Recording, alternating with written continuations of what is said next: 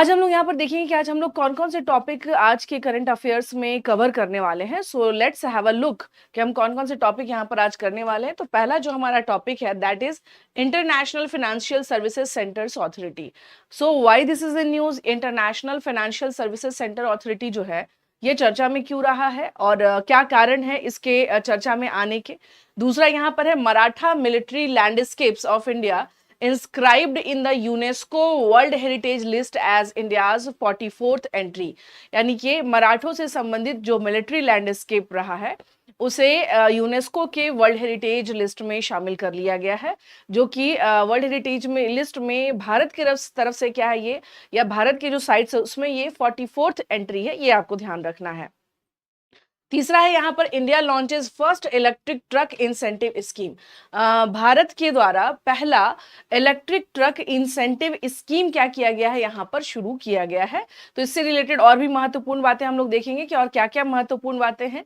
और चूंकि आप सबको पता है यहाँ पर कि इलेक्ट्रिक व्हीकल और ई व्हीकल को लेकर क्या है कि हमारी अपनी पॉलिसी डे बाय डे और क्या होती जा रही है, मजबूत होती जा रही है। Because now we have our own goal, हमारे अपने गोल हैं जो कि विकसित भारत के गोल पे हम लोग फोकस्ड है, मोर फोकस्ड है।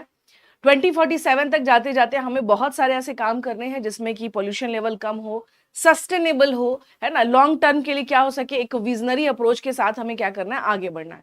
सो चलिए आइए देखते हैं यहाँ पर कि इसमें आज इंटरनेशनल फाइनेंशियल सर्विसेज के बारे में देखेंगे। International financial services centre authority, International Financial Services Center Authority, a statutory authority established by the government of India।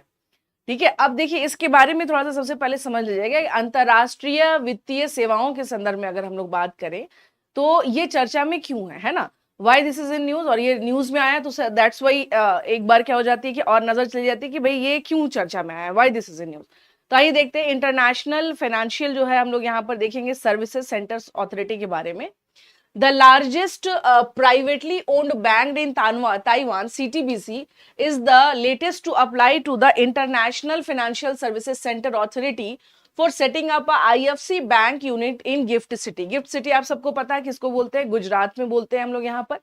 तो यहाँ जो महत्वपूर्ण बात जो निकल करके सामने आ रही है वो ये है कि ताइवान का जो सबसे बड़ा निजी स्वामित्व वाला बैंक है जिसको सीटीबीसी बैंक बोलते हैं हम लोग, वो गिफ्ट सिटी में आईएफएससी बैंकिंग इकाई स्थापित करने के लिए इंटरनेशनल वित्तीय सेवा केंद्र प्राधिकरण को आवेदन करने वाला नवीनतम बैंक है। यानी आईएफसीए के संदर्भ में अगर देखा जाए तो ये इसे अप्लाई करने वाला, या फिर आप ये कह सकते हैं कि आईएफ जो एससी है उसके आईएफएफसीए जो है उसके समक्ष जो है ये अप्लाई करने वाला लेटेस्ट इंटरनेशनल बैंक है।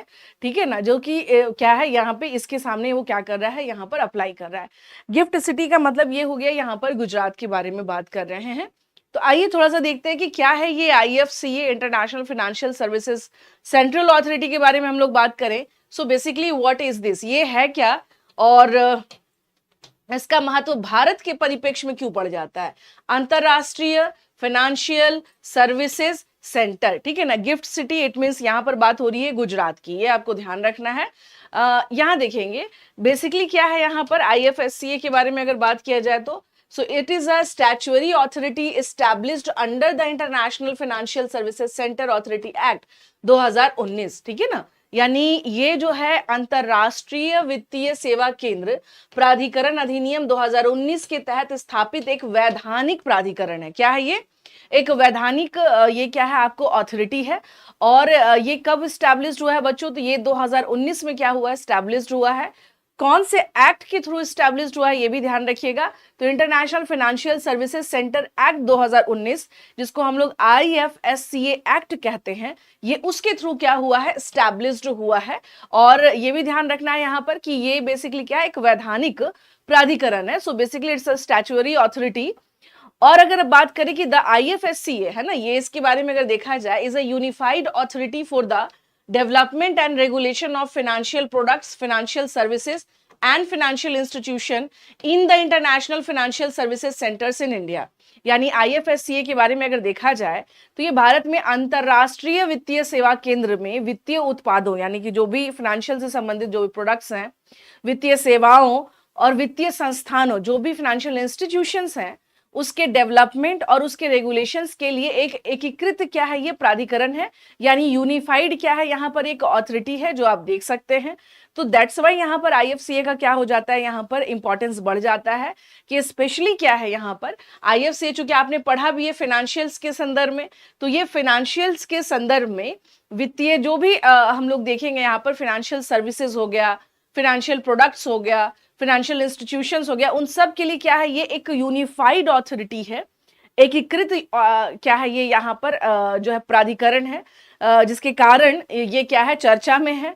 और आप ये भी कह सकते हैं कि इसका कार्य क्षेत्र जो है वो क्या है काफी बढ़ा हुआ और काफी एक्सपैंड है। ये नहीं कह सकते कि जस्ट बस ये क्या है मिनिमाइज्ड है, नहीं, काफी बढ़ा हुआ इसका आप कार्य क्षेत्र देख सकते हैं। अब उसके बाद आइए देखते हैं यहाँ पर कुछ और महत्वपूर्ण बातें इसके बारे में, आईएफएससीए के बारे में। इसका हेडक्वार्टर कहाँ है भाई, तो इसका हेडक्वार्टर है at GIFT city Gandhinagar in Gujarat, ठीक है ना। At present GIFT IFSC is the maiden IFSC in India, यानी कि इसका मुख्यालय गुजरात के गांधीनगर में, जो गिफ्ट सिटी के नाम से हम लोग जानते हैं, वहां पर है। और वर्तमान में आईएफएससीए भारत का पहला क्या है यहाँ पर international financial services centre authority है, ये ध्यान रखिएगा। Basically at present it is India's जो है, हम लोग क्या देख रहे हैं कि फर्स्ट क्या है इंटरनेशनल फाइनेंशियल सर्विसेज अथॉरिटीज है, जो आप देख सकते हैं। अब आइए यहाँ पर आते हैं, इसके बाद अगर हम लोग बात करें कि तो फिर जो आईएफएससी है इसके सदस्यों के संदर्भ में देखा जाए कि क्या इसका सर्विसेज सेंटर अथॉरिटी जो है इसके मेंबर्स कौन से हैं, कौन कौन इसके सदस्य हैं, ठीक है। तो अब यहाँ पर चूंकि देखिए वित्तीय से संबंधित है, तो सबसे पहले दिमाग में जाता है कि इस आरबीआई का कुछ रोल है या नहीं है। डेफिनेटली आरबीआई का यहाँ पर रोल है, आप देख सकते हैं। इट कंसिस्ट ऑफ 9 मेंबर्स, यानी इसमें कितने मेंबर हैं, 9 सदस्य हैं, appointed by the central government, जो कि केंद्र सरकार के द्वारा क्या होते हैं यहाँ पर नियुक्त किए जाते हैं। They will include the chairperson of the authority, a member each from the RBI, SEBI, IRDA और PFRDA। यानी कि इसके प्राधिकरण में अगर हम लोग बात करें तो हम लोग क्या देख सकते हैं कि इसमें आरबीआई से सदस्य हैं, सेबी से सदस्य हैं यहाँ पर, आईआरडीएआई से सदस्य हैं यहाँ पर, पीएफआरडीए से सदस्य हैं यहाँ पर। तो इस प्रकार से अगर देखा जाए तो टोटल नंबर्स ऑफ आईएससीए कितने हैं यहाँ पर, आप देख सकते हैं यहाँ पर कि टोटल नंबर्स जो हैं वो यहाँ पर 9 मेंबर्स हैं। 9 मेंबर्स जो है अलग अलग आप देख सकते हैं यहाँ पर कि जो वित्तीय जो फाइनेंशियल इंस्टीट्यूशंस है वो उससे है यहाँ पर। अब क्या केंद्र सरकार से यहाँ इसमें कोई सदस्य है या नहीं है, yes of course 2 members from the ministry of finance जो है यहाँ पर आप देखेंगे। यानी इसमें आईएफएससीए में जो 2 सदस्य हैं वो कहां से हैं, वो आपको 2 सदस्य वित्त मंत्रालय से होते हैं, ओके। इसके अतिरिक्त चयन समिति की सिफारिश पर 2 अन्य सदस्यों की नियुक्ति की जाएगी। इट मींस इन एडिशन अगर हम लोग बात करें 2 other members will be appointed on the recommendation of a selection committee. यानी जो 2 अन्य सदस्य हैं वो किसके आधार पर उनका चयन होगा, सिलेक्शन कमिटी के आधार पर क्या होगा उनका चयन होगा। तो ये क्या करना है आपको यहाँ पर देखना है कि इसमें मेनली कई बार क्या हो जाता है कि प्रश्न पूछ देते हैं कि भाई इसके सदस्य कौन है ना, और किनके सिफारिश पर उनको नियुक्त किया जाता है, तो सबसे ज्यादा महत्वपूर्ण ये हो जाता है। तो अब देखिए international financial services centre authority जो है वो भारत के परिप्रेक्ष्य में, अब सवाल ये उठता है कि इसका महत्व क्या है, what is the importance in context of India, है ना, भारत के संदर्भ में इसकी क्या भूमिका है, संदर्भ में इसका महत्व क्या है। भाई इसका बहुत महत्वपूर्ण महत्व अगर देखा जाए तो, क्योंकि देखिए ये क्या है, ये इंटरनेशनल इससे जुड़ा हुआ है, तो कहीं ना कहीं से इंटरनेशनल, अभी आपने जैसे देखा कि ताइवान जो है वो इससे कनेक्ट होने वाला सबसे मतलब न्यूएस्ट आप देख सकते हैं यहाँ पर कि कंट्री में से एक है। तो कहीं ना कहीं से हम क्या देख रहे हैं कि इंटरनेशनली हम क्या होंगे, इससे मजबूत होंगे। उसके अलावा एक स्ट्रॉन्ग जो है फाइनेंशियल इंस्टीट्यूशंस के तौर पे, अथॉरिटी के तौर पर हम क्या हो रहे हैं, डेवलप हो रहे हैं। तो ये कहीं ना कहीं से अट्रैक्ट करेगा, ठीक है। तो इन सब चीजों को अगर देखा जाए और इन सब के साथ along with all these things Bharat की स्थिति से क्या होगी, और ज्यादा मजबूत होगी। तो आईएफएससीए के संदर्भ में बच्चों ये चीजें जो थी कि जो महत्वपूर्ण बातें हैं, क्योंकि ये डायरेक्ट किससे जुड़ा हुआ है, इंडिया से जुड़ा हुआ है, इंडिया से कनेक्टेड है, गुजरात के गांधीनगर में इसका हेडक्वार्टर है। और इसके संदर्भ में अगर देखा जाए तो हम लोग क्या देख रहे हैं, एस्टैब्लिशमेंट वगैरह मैंने आपको बता ही दिया है, सदस्यों के संदर्भ में मैंने आपको यहाँ बता ही दिया है। तो ये आपको क्या करना है कि अगर बात किया जाए तो हम फाइनेंशियल इंस्टीट्यूशंस के संदर्भ में देख सकते हैं कि हम जो है चाहे राष्ट्रीय चाहे अंतरराष्ट्रीय स्तर पर भी क्या है, हमने एक अपनी मजबूत स्थिति दर्ज की है। चलिए अब आते हैं यहाँ पर जो न्यूज में रहा, चर्चा में रहा। अब भाई न्यूज और चर्चा में क्या रहा यहाँ पर, that is Maratha military landscapes of India inscribed in the UNESCO world heritage list as India's 44th entry. देखिए मराठाओं के संदर्भ में अगर हम लोग बात करें तो आप सबको पता है क्या कि एक पूरा का पूरा क्या वॉरियर ग्रुप है, एक पूरा का पूरा योद्धा ग्रुप है, और इनके अलग अलग क्या हुआ करते थे, इनके बहुत सारे अलग अलग किले थे, ठीक है।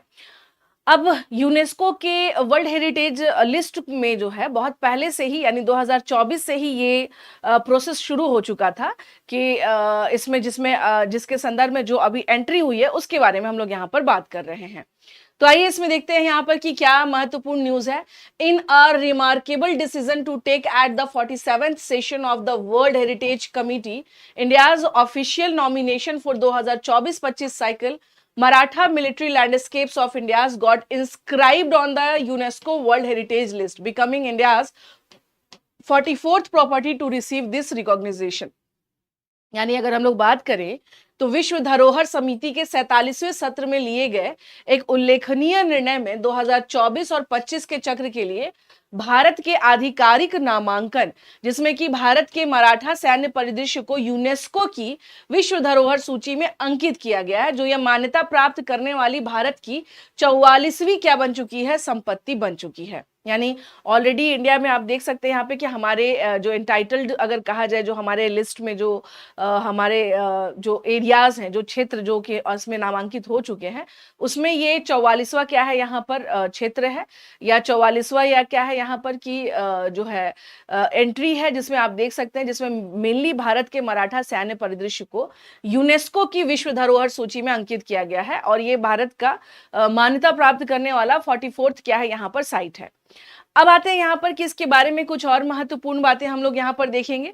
सो basically this global accolade celebrates India's enduring cultural legacy. यानी अगर एंट्री हुई है तो इससे पता चलता है ना कि भाई भारत के पास क्या एक बहुत ही ज्यादा, we are very rich specially in our cultural legacy, है ना। हमारे पास किले हैं, फोर्ट्स हैं, बहुत कुछ है। ये अलग बात है कि अभी तक 44 ही पहुंचे हैं, हालांकि देखा जाए तो एक बड़ी संख्या है, ठीक है ना। तो India's enduring cultural legacy showcasing it's diverse traditions of architectural brilliance, regional identity and historical continuity. यानी कि अगर इस संदर्भ में अगर हम लोग देखें यहाँ पर, तो हम लोग क्या देख सकते हैं कि ये वैश्विक सम्मान भारत को स्थायी सांस्कृतिक विरासत का जश्न मनाता है, तथा इसकी वास्तुकला की चमक को क्षेत्रीय पहचान, जो अभी आप देख सकते हैं, जैसे कुछ ऐसे भी जगह होंगे जो आपके घर के आसपास में कुछ ऐसे पुराने टाइम के मोन्यूमेंट्स होंगे जो कई बार समझ में नहीं आते, लगता है कि अच्छा ये तो नॉर्मल जो है ये साइट्स है, बट उसका इंपॉर्टेंस है ना। तो ये बेसिकली जो अगर ये कहा जाए कि इस तरह की वास्तुकला हमारे यहाँ जो कि जिसको रीजनल आइडेंटिटी मिली हुई है, लेकिन उसको अब रीजनल से ऊपर उठ के हम क्या देख रहे हैं कि इसकी ऐतिहासिक निरंतरता की विविध परंपराओं को ये क्या करेगा, प्रदर्शित करेगा। तो एक तरह से क्या ये एक उल्लेखनीय अचीवमेंट है, this is markable achievement we can say. और इससे क्या है कि भारत के जो आर्किटेक्चरल पैटर्न है वो क्या होगा, दुनिया के सामने आएगी। और इससे एक चीज और मैं बता रही हूँ, खास तौर से देखिए यूनेस्को के वर्ल्ड हेरिटेज लिस्ट में कोई चीज अगर शामिल होती है तो इसका डायरेक्ट बेनिफिट पड़ता है किस पर, टूरिज्म के ऊपर। बिकॉज जो भी टूरिस्ट आएंगे, so after that they became curious about to see that specific landscape, की वो क्यों इंपॉर्टेंट है, क्यों महत्वपूर्ण है, वो किला क्यों इंपॉर्टेंट है। तो यही कारण है कि इससे क्या हो जाता है, इससे टूरिज्म भी बढ़ता है, इससे वो सेंटर ऑफ अट्रैक्शन हो जाता है। तो ये सारी चीजें आप यहाँ पर देख सकते हैं। So spanning from the 17th to 19th century, this extraordinary network of 12 forts demonstrate strategic military vision and architectural ingenuity of Maratha Empire। ठीक है, 17वीं से 19वीं शताब्दी तक फैला 12 किलो का यह असाधारण नेटवर्क मराठा साम्राज्य की रणनीतिक, सैन्य दृष्टि और स्थापत्य कला की प्रतिभा को क्या करता है, दर्शाता है। ये ध्यान रखिएगा। इसमें कितने किले हैं, इसमें टोटल जो है 12 जो है फोर्ट्स इसमें क्या है, इंक्लूडेड है। अभी मैंने आपसे बताया कि ये जो प्रोसेस आप देख रहे हैं, तो ये प्रोसेस स्टार्ट हो चुका था कब से, ये प्रोसेस जनवरी 2024 से ही क्या हो चुका था, स्टार्ट हो चुका था। So the proposal was sent to the consideration of World Heritage Committee in January 2024, and after a rigorous 18th month long process involving several technical meetings with the advisory bodies and visit of ICOM's missions to review the sites, this historic decision was taken by the members of the World Heritage Committee today evening at UNESCO headquarters Paris। ठीक है ना।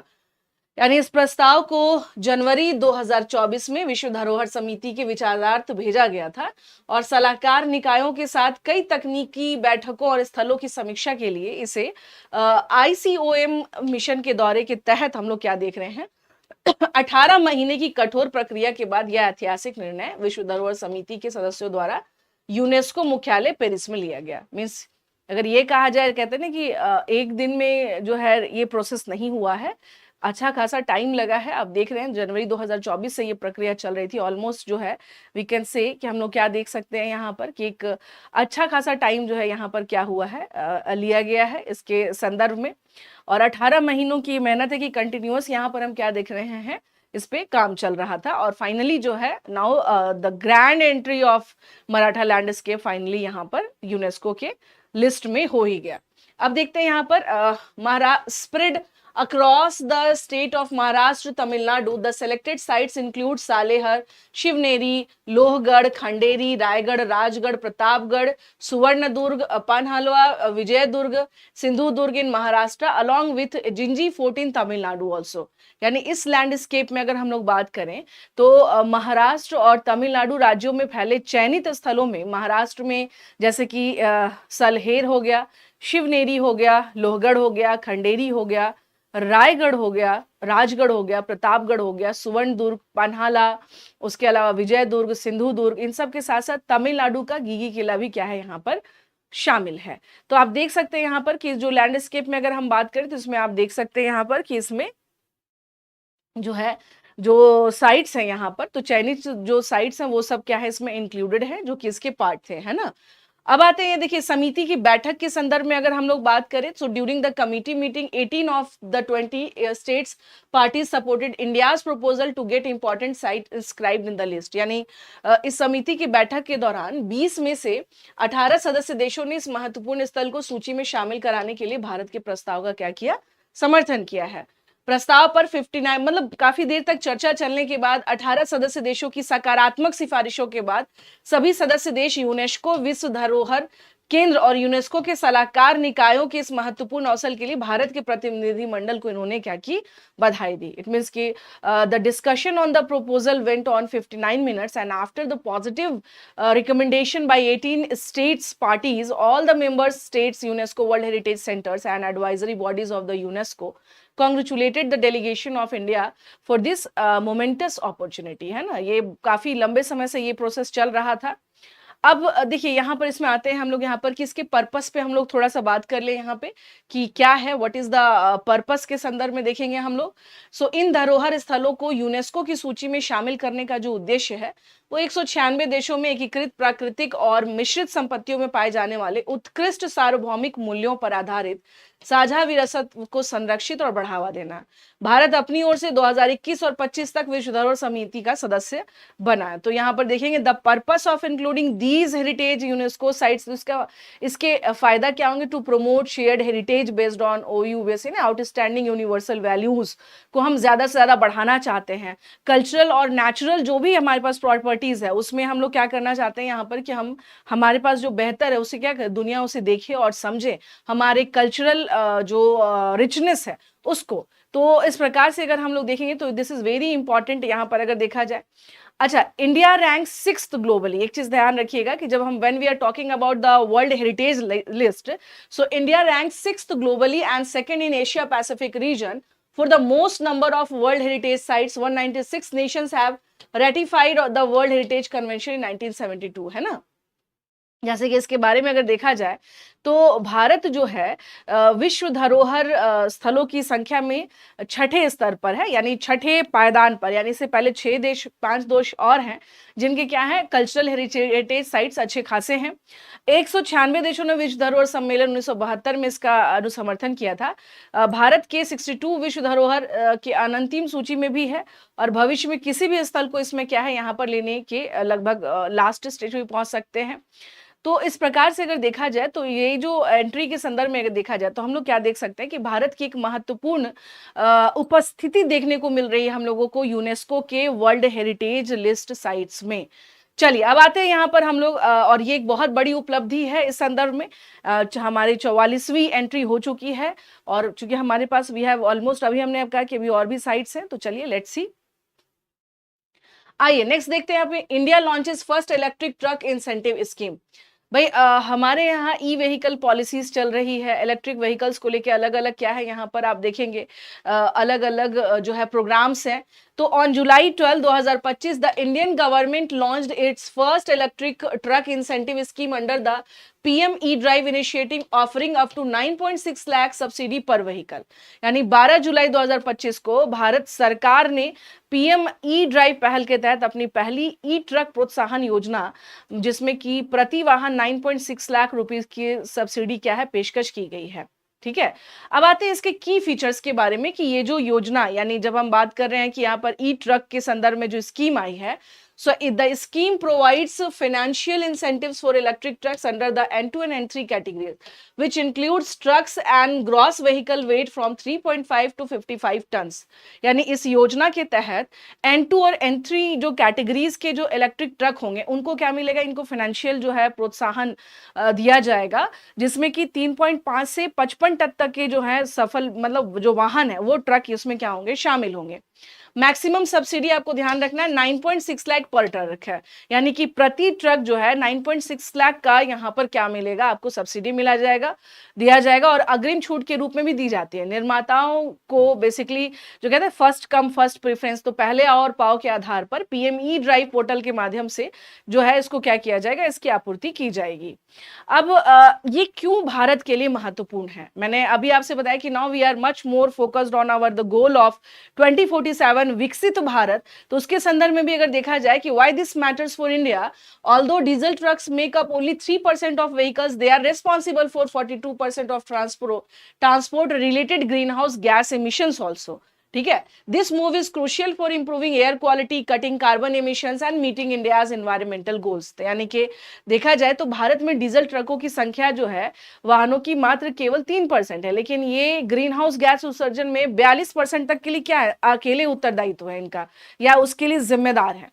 तो खास तौर से कि air quality को सुधारना, कार्बन उत्सर्जन में हम कमी लाएं, तो ये जो हमारा लक्ष्य है specially in context of environmental perspectives, उसके लिए बहुत क्या हो जाता है, महत्वपूर्ण हो जाता है। अब आते हैं industry participation and government push क्या है यहाँ पे। Top Indian companies like Tata motors, Ashok Leyland and Volvo Eicher are already working on electric trucks. यानी जितनी भी भारत की बड़ी कंपनीज है, जैसे कि आप देख सकते हैं टाटा मोटर्स हो गया, अशोक लेलैंड, वॉल्वो, आइशर, ये सब के सब पहले ही इलेक्ट्रिक ट्रकों पर काम कर रहे हैं और यह योजना आत्मनिर्भर भारत मिशन के तहत घरेलू इलेक्ट्रिक उद्योग को और बढ़ावा देगा। यानी कि खास तौर से when we are talking about the e vehicles, तो इसमें ये बहुत ज्यादा क्या रहेगा, हेल्पफुल रहेगा। पब्लिक सेक्टर यूनिट जैसे सेल के बारे में, तो उसने ऑलरेडी कमिटेड किया कि 150 ई ट्रक्स जो है to electrify 15% of its hired field. ठीक है ना, तो कोशिश ये की जा रही है और अन्य सरकारी कंपनियों के लिए भी हरित परिवहन को बढ़ावा देना एक बहुत ही बेस्ट एग्जांपल है, जो कि दिखाता है कि हम एनवायरनमेंट को लेके कितना ज्यादा कंसर्न है। The state of inequality in India. तो देखिए है क्या कि कुछ रिपोर्ट्स आते रहते हैं, कुछ महत्वपूर्ण जो है अपडेशंस आते रहते हैं, तो उसमें ही एक अपडेशन ये भी है, the state of inequality in India. अब इसके बारे में हम लोग थोड़ा सा यहाँ सबसे पहले यहाँ पर हम लोग देखेंगे कि इससे जुड़ा हुआ क्या महत्वपूर्ण न्यूज़ है। A recent World Bank report claims that India has one of the lowest inequality levels globally, citing a fall in the Gini coefficient of consumption equality from 0.288 to 0.255। मतलब ये है कि विश्व बैंक की एक हालिया रिपोर्ट में ये दावा किया गया है कि भारत में असमानता का स्तर विश्व स्तर पर सबसे कम है, जिसमें उपभोग असमानता के गिनी गुणांक में 0.288 जो कि 2011-12 से 0.255 तक की गिरावट का हवाला दिया गया है। तो देखिए इसको थोड़ा सा आपको क्या करना होगा बच्चों, समझना होगा कि जो हम लोग state of inequality in India report हम लोग बात करेंगे, चूंकि ये किसके थ्रू ये आया है रिपोर्ट जो आपके लिए महत्वपूर्ण है, तो ये रिपोर्ट आप देख सकते हैं, ये रिपोर्ट जारी किया है किसने, वर्ल्ड बैंक ने। किसने, वर्ल्ड बैंक ने।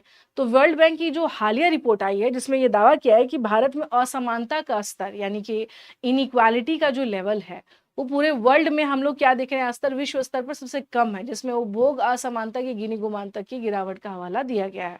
यानी पहले से आप क्या देख सकते हैं यहाँ पर कि अगर हम लोग कंडीशंस के बारे में अगर हम लोग बात करें तो जो वर्ल्ड बैंक के डेटाज जो सामने आ रहे हैं तो उसमें आप देख सकते हैं यहाँ पर कि भाई 2000 जैसे गिनी coefficient for income and wealth, इस पर जो है लगातार रिपोर्ट आ रही है, क्योंकि अभी धीरे धीरे क्या हो रही है, स्थिति और बेहतर हो रही है, हम मजबूत अर्थव्यवस्था में क्या हो रहे हैं, कन्वर्ट हो रहे हैं। तो कहीं ना कहीं से चीजें पहले से क्या हो रही हैं, चेंज हो रही हैं। तो अब देखते हैं यहाँ पे कि जो अबाउट अगर हम लोग स्टेट इनइक्वालिटी के बारे में अगर देखा जाए, state of inequality in India, understanding the types of inequality and consumption equality. इसके लिए आपको ये जानना जरूरी है कि असमानता के प्रकार कितने होते हैं। जैसे उपभोग असमानता के संदर्भ में तो सबसे पहले क्या है कि measures differences in spending patterns across household, reported low by World Bank but generally understates actual inequality। यानी असमानता के प्रकारों को समझने के संदर्भ में परिवारों के बीच खर्च के पैटर्न में अंतर को मापता है। विश्व बैंक के द्वारा जो है कम रिपोर्ट की गई, लेकिन आमतौर पर वास्तविक असमानता को कम करके आंका जाता है। तो बेसिकली जब हम स्टेट इनइक्वालिटी इन इंडिया के बारे में अगर हम लोग बात करें तो ये मेजर करता है differences in spending patterns across house hold. मतलब ये हुआ बच्चों, यहाँ आपको थोड़ा सा इस चीज को समझना होगा, खासतौर से जैसे कहते हैं ना हाउस होल्ड्स का मतलब ये हुआ कि प्रत्येक घर में, हाँ प्रत्येक घर में हम क्या देख रहे हैं, जो स्पेंडिंग पैटर्न्स है, यानी हम जो खर्च करने की जो हमारी स्थिति है, खर्च करने की जो आदत है, या फिर हम कह सकते हैं जो पैटर्न है, यानी एक जो एक फिक्स पैटर्न होता है, यानी कि एक कह सकते हैं कि पैटर्न, हम लोग पैटर्न ही बोलेंगे, अब हम इसको हिंदी में क्या ही बोलूं, है ना। तो इसके संदर्भ में है और reported low by World Bank but generally understands actual inequality, ठीक है ना। तो बेसिकली ये वर्ल्ड बैंक के थ्रू क्या होता है, ये जारी किया जाता है। अब इसमें क्या क्या इनइक्वालिटी के संदर्भ में देखा जाता है, देखिए जो वर्ल्ड बैंक की अभी जो रिपोर्ट आई है बच्चों, उसमें साफ तौर से ये कहा गया है कि अन्य देशों की तुलना में, जो अभी रिसेंट वर्ल्ड बैंक रिपोर्ट है कि अन्य देशों की तुलना में भारत में लोएस्ट इनइक्वालिटी लेवल है ग्लोबली तौर पे, यानी पूरे विश्व लेवल पर, वैश्विक लेवल पे जहाँ कई जगह बहुत ज्यादा क्या है असमानता है, उस संदर्भ में अगर देखा जाए तो भारत में अभी स्थिति क्या है, उस तरीके की नहीं है। स्थिति बेहतर आप कह सकते हैं या ठीक है ना, स्थिति बेहतर या ठीक है। इनकम इनइक्वालिटी तो यहां देखेंगे सबसे पहले, हाँ refers to disparities in earnings, ठीक है ना। अब इसमें आइए देखते हैं कि इनकम क्या क्या है डिस्पैरिटीज में, earning and wages across individuals और हाउस होल्ड्स, ठीक है। Gini coefficient for income in India जो कि 2023 जो 0.61 था, among the highest globally, only 47 countries are more जो है क्या है आपको यहाँ पर अनइक्वल। व्यक्तियों या परिवारों के बीच आय और मजदूरी में असमानताओं को संदर्भित करता है। जैसे मान लीजिए एक ही परिवार है, एक ही परिवार में किसी व्यक्ति की इनकम मान के चलिए कि अगर वहां पे किसी की मान लीजिए 10,000 है ना, और किसी की उसमें इनकम कितना है, बिल्कुल नहीं है, या किसी की इनकम उसमें 1,000 है, तो वो क्या है, वो एक तरह से इनइक्वालिटी है। कुछ ना कुछ अगर 10,000 तो एटलीस्ट आपका 4 से 5,000 तक का क्या होना चाहिए, यहाँ पे जो है आंकड़े या डेटा होने चाहिए। तो ये थोड़ा सा क्या दिखेगा आपको यहाँ पर, समस्या यहाँ पर दिखाई देती है इस संदर्भ में। जब हम इनकम इक्वालिटी के बारे में बात करते हैं तो मेनली व्यक्ति या परिवारों के बीच आय और मजदूरी में असमानताओं को संदर्भित करता है। अब आप सोचेंगे मजदूरी के संदर्भ में कैसे, देखिए आप सबको पता है, खासतौर से अगर हम लोग बात करें, if we are talking about that, तो स्पेशली आप क्या देखेंगे, मेल और फीमेल, यानी एक ही घर से जो पुरुष काम कर रहे होते हैं और जो महिलाएं एज अ लेबर काम कर रही होती हैं, तो जो पुरुष है उनकी इनकम ठीक है, जो महिला है उनकी इनकम क्या होती है, कंपैरेटिवली पुरुषों के क्या है यहाँ पर कम है। तो यहाँ पर इनइक्वालिटी यहाँ आपको दिख जाएगा यहाँ पे। तो इस प्रकार से ये जो इनइक्वालिटी है इसको क्या किया जाता है, मापा जाता है। जैसे भारत में आय के लिए गिनी गुणांक जो है, यहाँ पर जो इनकम जो है, यहाँ पर डिस्पैरिटीज के बारे में अगर देखा जाए तो ये 0.61 है, जो विश्व स्तर पर सबसे अधिक है। केवल 47 देश इसके अधिक असमान है। तो इस तरह से अगर देखा जाए तो इनइक्वालिटी के संदर्भ में हम लोग क्या देख रहे हैं कि ये इस तरह की डिस्पैरिटीज हमें यहाँ पर दिखाई देती है। वेल्थ इनइक्वालिटी के बारे में देखा जाए, captures concentration of asset ownership like property, shares और सेविंग्स। इंडियाज वेल्थ गिनी यानी 0.75 इन 2023 जो है WID showing extreme wealth concentration, संपत्ति, शेयर, ठीक है ना, या बचत जैसी परिसंपत्तियों के स्वामित्व के संकेंद्रण को ये क्या करता है, दर्शाता है। भारत की संपत्ति गिनी 2023 में 0.75 थी, जो अत्यधिक संपत्ति संकेंद्रण को क्या करती है, दर्शाती है। तो देखिए वेल्थ इनइक्वालिटी के बारे में भी देखा जाए, जैसे एक आंकड़ा कुछ दिन पहले एक आया था कि भारत में लगातार लोग क्या हो रहे हैं, अमीर जो है वो और अमीर हो रहे हैं, और जो पुअर हैं उनकी कंडीशन क्या है, एज इट इज बनी हुई है, उसमें कोई बहुत ज्यादा सुधार नहीं दिख रहा है। तो वेल्थ का कंसंट्रेशन यानी किसी एक व्यक्ति के पास, जैसे किसी के पास है तो भाई, अगर जैसे किसी देश में अगर बहुत ज्यादा करोड़पति लोग रहने लग गए, बिलियनियर्स समझ लीजिए कि अगर ज्यादा हैं, तो आप समझिए कि वहां पे क्या हो रहा है, तो इसका मतलब यह है कि वहां पे वेल्थ का कंसंट्रेशन हो रहा है, कि वहां पे कुछ मजबूत और धनाढ़ लोगों के पास। तो this is not a good sign. अगर आप देखेंगे यहाँ पे, जैसे अगर हम लोग बात करते हैं, if we are talking about the wealth, तो वेल्थ का कंसंट्रेशन है ना, so we are talking about the concentration of wealth, ठीक है, संकेंद्रण। और ये संकेंद्रण हम लोग किस में देख रहे हैं भाई, इसमें, तो ये संकेंद्रण हम देख सकते हैं जैसे कुछ मजबूत और पावरफुल लोगों तक क्या हो जा रहा है, ये सारे के सारे रिसोर्सेज वहां तक चले जा रहे हैं। तो ये कभी भी अच्छा साइन नहीं होता है, ठीक है ना। अगर ये देखा जाए कि बहुत ज्यादा बिलियनियर्स हो रहे हैं किसी कंट्री में, this is not a good sign also. तो वेल्थ इनइक्वालिटी में हम देख सकते हैं कि जो WID जो रहा वो इंडिया का वो है कि 0.75 था 2023 में, शोइंग एक्सट्रीम वेल्थ कंसंट्रेशन, जो कि दिखाता है यहाँ पे। अब आइए आगे हम लोग देखते हैं यहाँ पे, इसके संदर्भ में अगर हम लोग बात करें तो व्हाट वी कैन सी, तो हम लोग देख सकते हैं कि इस प्रकार से जो है, जैसे limitations of the Guinea coefficient क्या है यहाँ पर, तो आइए इसमें देखते हैं यहाँ पे कि क्या क्या इसकी कुछ सीमाएं हैं। जैसे एग्रीगेट मेजर है, hides the intensity of concentration, यानी कि जो संकेंद्रण है या जहां पर ज्यादा धन का संकेंद्रण है उसको ये छुपा देता है। यह शीर्ष 0.1 या निचले 50% लोगों के पास मौजूद संपत्ति को नहीं दर्शाता है।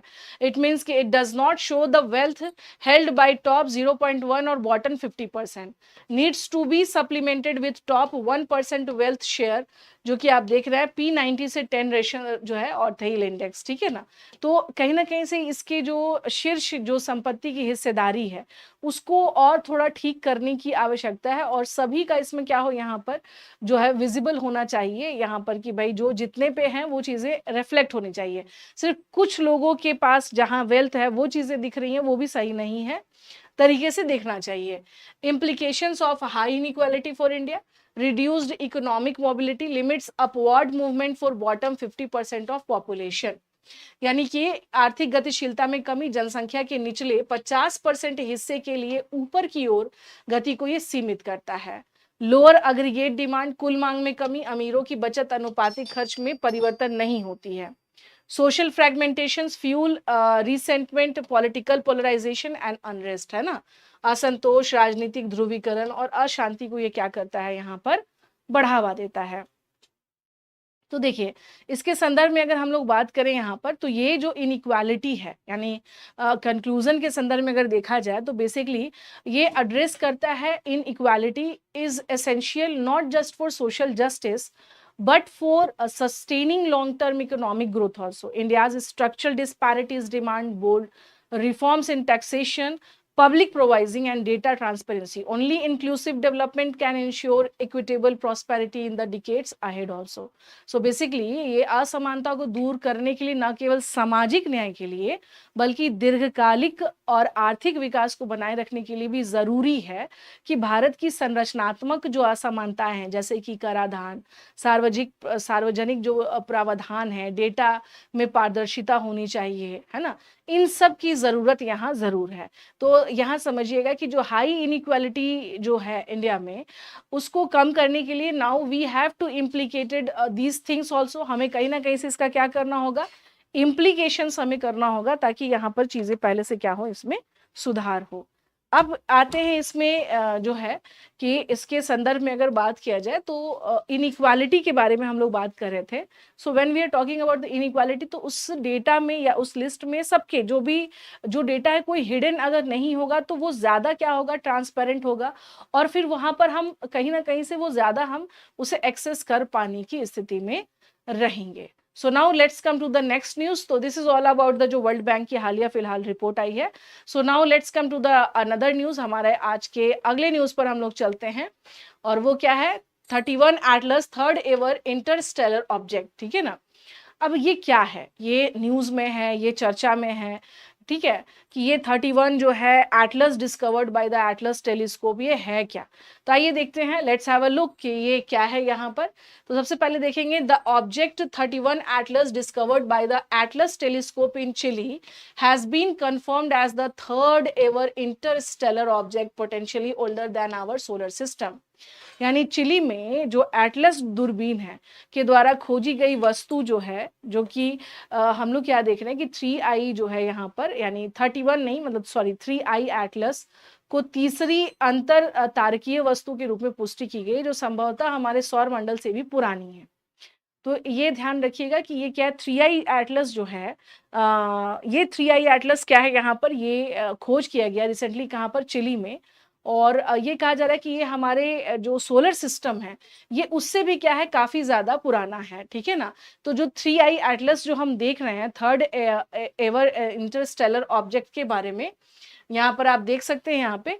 तो 3i एटलस के बारे में आइए थोड़ा सा और देखते हैं यहाँ पे। Interstellar origin, 3i Atlas is hyperbolically orbiting interstellar object, meaning it came from outside our solar system and is not gravitationally bound to the sun। देखिए, जो महत्वपूर्ण है इसके बारे में वो समझिएगा यहाँ पे, कि जो 3i एटलस है एक अति परवलयिक रूप से परिक्रमा करने वाला अंतर तारकीय पिंड है, जिसका अर्थ है कि ये हमारे सौर मंडल के बाहर से आया है और सूर्य से गुरुत्वाकर्षण द्वारा ये बंधा नहीं है। मतलब ये हुआ कि this is not bounded by the sun, ये सन से क्या है यहाँ पर बाउंड नहीं है, ये ध्यान रखना है। अब आते हैं यहाँ पर कि इसकी डिस्कवरी के संदर्भ में। It was spotted by the asteroid terrestrial impact last alert system, जिसको कह रहे हैं हम लोग Atlas, in Rio Hurtado Chile when it was around 670 million kilometre from the sun. इसकी खोज कैसे हुई है यहाँ पर, तो इसे चिली के रियो हर्टाडो में क्षुद्रग्रह स्थलीय प्रभाव अंतिम चेतावनी प्रणाली द्वारा देखा गया था, जब ये सूर्य से लगभग 670 मिलियन किलोमीटर क्या था, दूर था। तो ये आपको ध्यान रखना है कि बेसिकली देखिए 3i एटलस के बारे में अगर हम लोग देखें यहाँ पर, तो ये क्या, ये हाइपरबोलिकली जो है ऑर्बिटिंग इंटरस्टेलर ऑब्जेक्ट है। और इसका मतलब ये हुआ कि ये जो है from outside our solar system is not gravitationally bound to the sun. मतलब ये अगर देखा जाए तो गुरुत्वाकर्षण या इसके संदर्भ में कहा जाए कि ये सन से जुड़ा हुआ है, नहीं, ये बाउंड नहीं है। ठीक है ना। और दूसरी बात ये है कि ये कहीं ना कहीं से केम फ्रॉम आउटसाइड, ये बाहर से आया है। अभी इसको चिली में asteroid terrestrial impact last alert system which is called Atlas, ये याद रख लीजिएगा, क्योंकि दिस इज इन न्यूज, तो आपको ध्यान रखना है एटलस। ठीक है ना। तो अभी हमने यहाँ पर क्या बताया कि asteroid terrestrial impact last alert system के थ्रू ये क्या हुआ है, यहाँ पर ये देखा गया है या इसकी खोज की गई है 3i एटलस। ठीक है ना। अब आते हैं इसके की फीचर्स के बारे में थोड़ा सा, कि क्या है ना। इसके की फीचर्स को आइए देखते हैं। सब first of all key features of 3i Atlas, high speed है, it moves at 60 kilometre per second, too fast to be held by the sun's gravity, confirming its interstellar nature. यानी कि इसकी जो गति है वो लगभग क्या है आपको बच्चों यहाँ पर 60 किलोमीटर सेकेंड की गति से गति करता है, सूर्य के गुरुत्वाकर्षण द्वारा नियंत्रित होने के लिए बहुत तेज जो इसके अंतर के प्रकृति की पुष्टि करता है। Current distance, the object is now nears Jupiter's orbit about 917 million kilometre from Earth। यानी अभी जो देखा जाए इसकी वर्तमान दूरी यह बृहस्पति की कक्षा के क्या है, काफी निकट है, जो कि पृथ्वी के लगभग 917 मिलियन किलोमीटर के आसपास है। तो जो 3i स्टेलर के बारे में देख रहे हैं, तो देखिए है क्या कि बहुत सारे जैसे हमारे जो सौर मंडल है ना, हमारा सोलर सिस्टम है, दैट इज ऑल्सो क्या है, बहुत मिस्ट्रियस चीजें वहां पर हैं, जिसकी लगातार साइंटिस्ट खोज करते रहते हैं। अब इसमें 3i एटलस का मिलना ये भी क्या, एक तरह से उसी खोज या उसी क्यूरियोसिटी का एक परिणाम आप कह सकते हैं। तो ये क्लूज देगा टू एलियंस वर्ल्ड, यानी इसके अध्ययन से दूरस्थ ग्रह प्रणालियों की जो है रासायनिक और भौतिक संरचना का भी क्या होगा, पता चलेगा यहाँ पे। तो basically it's studying it may reveal the chemical and physical makeup of distant planetary system, कैसा है यहाँ पर। दूसरा यहाँ पे रेयर इंटरस्टेलर सैंपल यानी दुर्लभ अंतर जो है तारकीय नमूना, ये basically it gives humanity a direct connection to explanatory material much before space travel allows such exploration, यानी यह मानवता के बाह्य ग्रहीय जो पदार्थ हैं उससे सीधा संबंध क्या करेगा, जोड़ेगा। अंतरिक्ष यात्रा द्वारा इस तरह के अन्वेषण की अनुमति देने से बहुत पहले अगर देखा जाए तो ये कहीं ना कहीं से यहाँ पर इस तरह की चीजें, तो अगर देखा जाए कि how scientist confirm it's Interstellar, यानी कैसे साइंटिस्टों ने ये पता लगाया कि ये जो है ये इंटरस्टेलर है, और इसके इंटरस्टेलर होने का जो आप ये कह सकते हैं कि जो सिद्धांत है वो कैसे सामने आया। तो ऑर्बिट कैलकुलेशन, जैसे कोई भी नॉर्मल जो अगर हम लोग देखते हैं ग्रह पिंड, तो उसके कैलकुलेशन, उसका ऑर्बिट कैलकुलेशन करें तो it's open hyperbolic trajectory lakhs a returning एफिलियन unlike native solar system objects that have elliptical paths, ठीक है ना। जैसे कक्षा गणना होता है कि आप देखते हैं ना कि कौन किसके कक्षा में जो है घूम रहा है चारों तरफ, तो इसके खुले अति परवलयिक प्रक्षेप जो है पथ में वापसी आप अपसौर का अभाव है, जबकि सौर मंडल के मूल पिंडों में अंडाकार पथ होते हैं, ये ध्यान रखिएगा। अब उसके अलावा initial velocity, it's high approach speed at a great distance shows it did not accelerate here, it came in fast already moving from another system also, यानी कि बहुत अधिक दूरी पर इसकी उच्च पहुंच गति दर्शाती है कि यहाँ इसकी गति नहीं हुई है और तेजी से आया क्योंकि यह पहले से ही किसी अन्य प्रणाली से गति कर रहा था। तो अब आप समझिए यहाँ पे, तो बेसिकली अगर देखा जाए कि इंटरस्टेलर के लिए कौन से पैरामीटर्स हैं, तो देखा जाता है कि ऑर्बिट कैलकुलेशन, ठीक है। तो एआई एटलस का ऑर्बिट कैलकुलेशन किया गया, तो इससे ये पता चला कि ये जो है ओपन हाइपरबॉलिक ट्रेजेक्टरी है जो कि लैक्स रिटर्निंग एफिलियन अनलाइक नेटिव्स जो भी सोलर सिस्टम से जुड़े हुए हैं ऑब्जेक्ट्स, तो उनका एलिप्टिकल क्या होता है, पाथ्स होता है।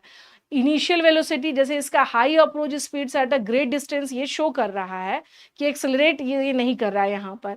इट केम इन फास्ट, ये जल्दी में आया है, and already moving from another system, ठीक है ना, और कहीं और प्रणाली से ये क्या कर रहा था, गति कर रहा था।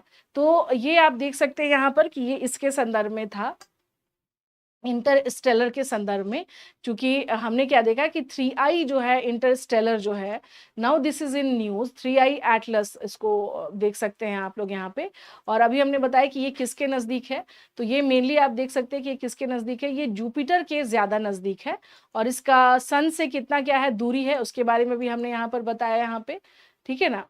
तो अंतर, इसको इंटरस्टेलर को बेसिकली अंतर तारकीय वस्तु के रूप में पुष्टि की गई जो कि हमारे सौर मंडल से भी पुरानी है, मतलब जो सोलर सिस्टम हमारा बना, तो माना जा रहा है कि ये उससे भी क्या है, this is one of the oldest, है ना, सोलर सिस्टम से भी क्या है, ये पुराना है। तो चलिए अब चलते हैं हम लोग अपने अगले न्यूज पर।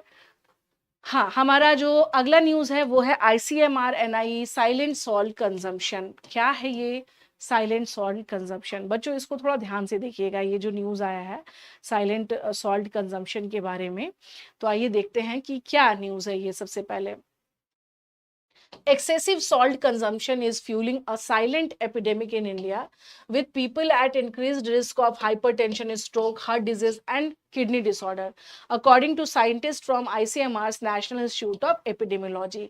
जो ICMR के राष्ट्रीय महामारी विज्ञान संस्थान के वैज्ञानिकों के अनुसार अत्यधिक नमक का सेवन जो है एक मूक महामारी को बढ़ावा दे रहा है, जिससे लोगों में उच्च रक्तचाप, स्ट्रोक, हृदय रोग और गुर्दे की बीमारियों का खतरा लगातार क्या हो रहा है, बढ़ रहा है। अब आप समझ लीजिएगा, यानी कि देखिए, एक तो डायबिटीज से हम लोग ग्रसित हो रहे हैं, ये आप सबको पता है कि कहीं ना कहीं से, चाहे वो बर्गर, पिज्जा, इधर इट्स मतलब जो भी है, जिससे कि आप देख रहे हैं कि एक तो हम डायबिटिक हब होते जा रहे हैं, दूसरा ये है कि इंडिया में स्ट्रोक के केसेस लगातार बढ़ रहे हैं। देखिए, heart attack is different thing, और स्ट्रोक जो होता है वो अचानक से क्या है, हार्ट स्ट्रोक आप क्या है, वो एकदम अचानक से रैंडमली पता चला कि व्यक्ति बिल्कुल सही है, उसको कोई प्रॉब्लम नहीं था, अचानक से क्या हो गया, उसकी डेथ हो गई, है ना। तो ये अचानक से ये चीजें, तो अभी जो ICMR की जो रिपोर्ट आई है कि इन्होंने ये कहा है कि यहाँ पे अत्यधिक नमक का सेवन हो रहा है भारत में, एक मूक महामारी, यानी इसके बारे में अगर देखा जाए तो ये जो है यहाँ पे साइलेंट एपिडेमिक इंडिया में क्रिएट कर रहा है, जिससे कि हम लोग जो है हाई ब्लड प्रेशर के शिकार हो रहे हैं, स्ट्रोक के शिकार हो रहे हैं, है ना। हार्ट डिजीज, अच्छा हार्ट डिजीज में एक चीज समझिएगा, नमक जो है हार्ट के डिजीज को और क्या करता है, और ज्यादा बीपी आपका और ज्यादा क्या होगा, बढ़ा देगा। तो ये बहुत मतलब कारगर नहीं है, ये आप कह सकते हैं कि this is not helpful. The scientists have initiated a community-led salt reduction study to address the issue and are focusing on low sodium salt substitutes, while the World Health Organization recommends less than 5 grams of salt per person day. वैज्ञानिकों ने इस समस्या के समाधान के लिए समुदाय आधारित नमक कम करने संबंधी अध्ययन शुरू किया है। कम सोडियम वाले नमक के विकल्पों पर ध्यान केंद्रित कर रहे हैं। हालांकि विश्व स्वास्थ्य संगठन प्रति व्यक्ति प्रतिदिन 5 ग्राम से कम नमक की सलाह देता है, ये ध्यान रखिएगा। देखिए जब हम बात करें तो जो वर्ल्ड हेल्थ ऑर्गेनाइजेशन है वो साफ तौर से ये कहता है कि पर व्यक्ति या पर इंडिविजुअल 5 ग्राम से ज्यादा जो है आप नमक नहीं ले सकते हैं, है ना। अब आप सोचिए कि इंडिया में जो इंडियंस हैं, हम इंडियंस लगभग 9.2 ग्राम प्रतिदिन उपभोग कर रहे हैं, जो कि लिमिट से कहीं ज्यादा है। जो लिमिट दिया गया है 5.6 ग्राम, बहुत से बहुत दिन भर में आप खा सकते हैं, हम उससे कहीं आगे चल रहे हैं। अब आइए यहाँ पर देखते हैं कि इसमें चूंकि इसीलिए कहा जा रहा है कि ये साइलेंट एपिडेमिक जो है वो क्रिएट कर रहा है। अब आइए देखते हैं इसमें कुछ और महत्वपूर्ण बातें। While the World Health Organization recommends less than 5 grams of salt per person per day, studies shows that urban Indians consume around 9.2 grams a day, and even in rural areas around 5.6 gram a day. Both are higher than recommended. मतलब विश्व स्वास्थ्य संगठन में ये साफ तौर से कहा गया है कि 5 ग्राम से अधिक नमक नहीं लेना है। सिफारिश की गई कि भाई 5 ग्राम ही नमक आपको लेना है, लेकिन शहरी भारतीय और जो रूरल जो भारतीय हैं, दोनों जगह क्या है, जो एक तय एक मात्रा है, उससे दोनों ही जगह पर ज्यादा हाई लेवल का क्या हम कर रहे हैं, सॉल्ट का कंजम्पशन कर रहे हैं। अब देखिए यहाँ पर देखते हैं कि on promising tool in this effort is low sodium जो है salt substitute blends where part of the sodium chloride is replaced with the potassium magnesium salt.